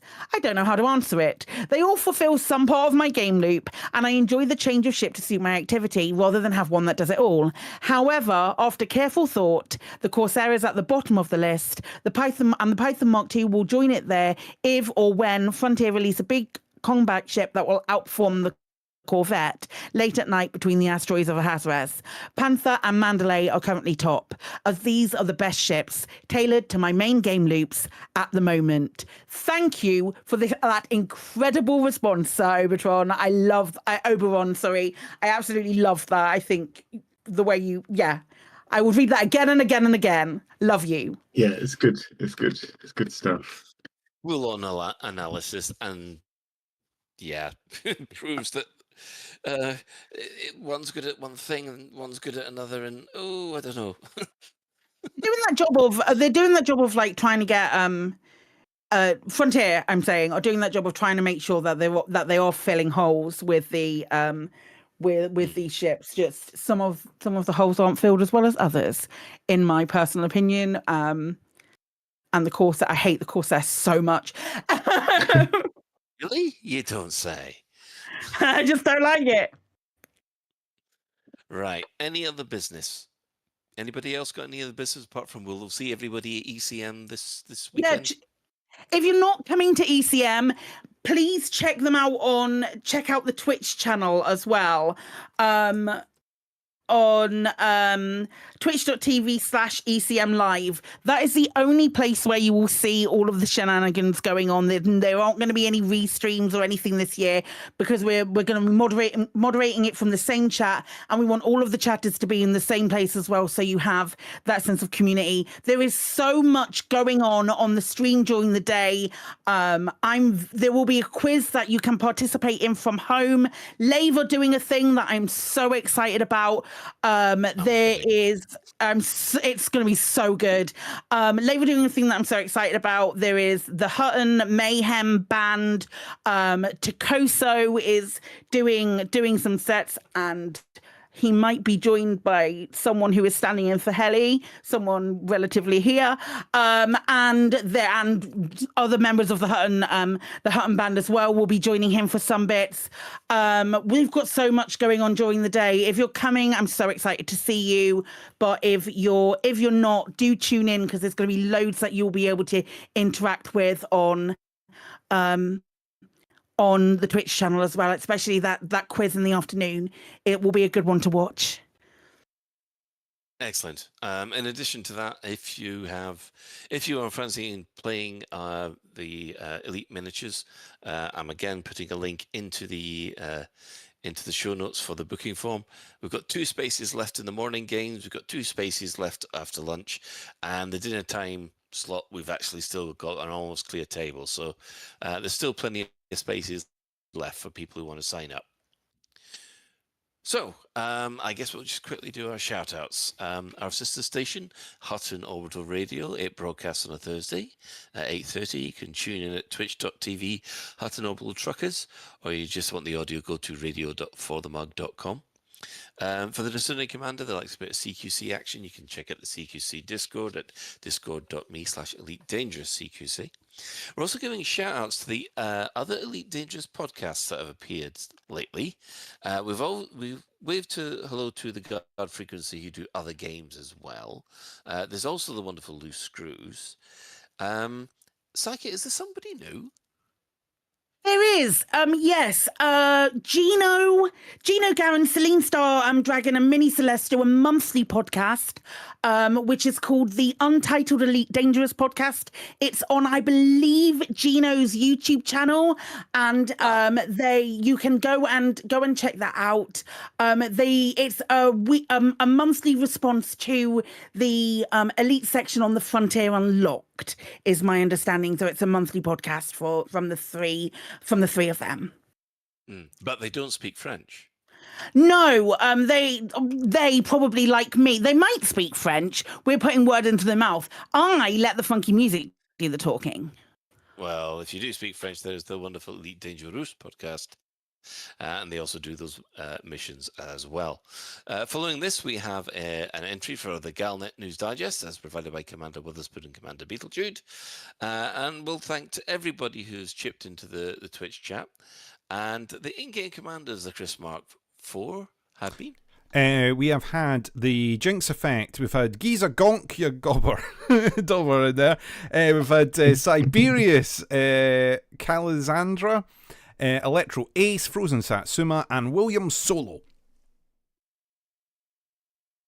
And of course, special thanks go to Commander Tokuso, JN Trax, and Alan Stroud, who all create music that we use in the show. So that's it for another episode of Lave Radio. If you'd like to get in touch with the show, you can find all the contact links at the home/contact us list menu on the laveradio.com website. Do let us know if you have any questions or if there's anything you'd like us to discuss in a future episode. Lave Radio is recorded live on a Tuesday evening at 8:30 and streamed out at laveradio.com/live. So thanks to the Chris Mark V. You're welcome. Thanks to Alec. Thanks, Colin. Night, everyone. Thanks to Psychic. Thanks, pals. See those of you at ECM who are going to be there. Woo! And of course, special thanks goes to today's tech specialist and contributor and window steerer out of her. That'd be the Chris Mark IV. You're welcome. Okay, until next time, Commanders, fly safe. And if you can't do that, fly dangerous. Hello and welcome to Lave Radio. Greetings and welcome to Lave Radio.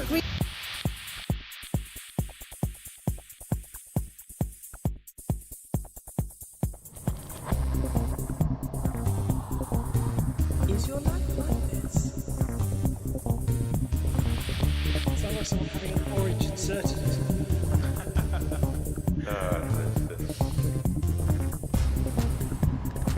You need a safe word. Space can be done.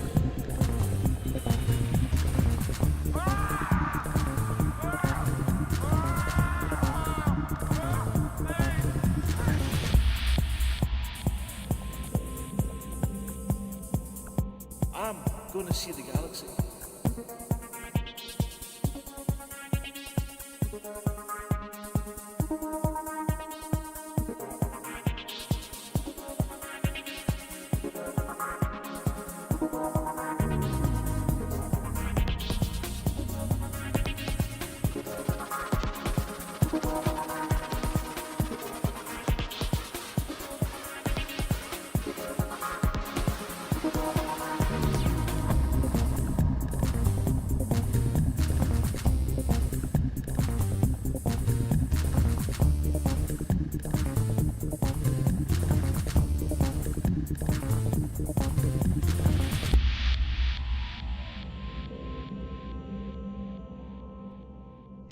Damn it. No worries, guys. Hold the fort for 2 seconds. I'll be right back. Galnet News Update, 12th of August, 3311.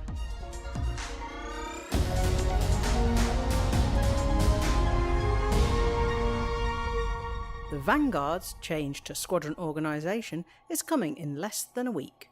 Meanwhile, community goal records are tumbling, with additional railgun rewards unlocked. Very little is known about what vanguards will consist of. Existing squadrons will still exist, of course, but the owner will need to make some administrative choices to fully upgrade to the vanguard's features. There will be squadron carriers, which have onboard shared banking facilities and an optional lending library of unengineered ships. Will these replace or supplement existing personal fleet carriers? Nobody yet knows how useful they may turn out to be.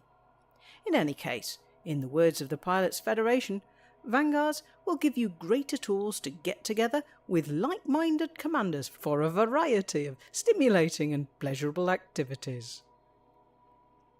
Vanguards will be with us on Tuesday the 19th, about a day before the record-breaking Brewer Corporation initiatives come to an end. With 40,000 commanders taking part, the initiative to restock the Trailblazer megaships have clocked up nearly 900 million tonnes of goods delivered.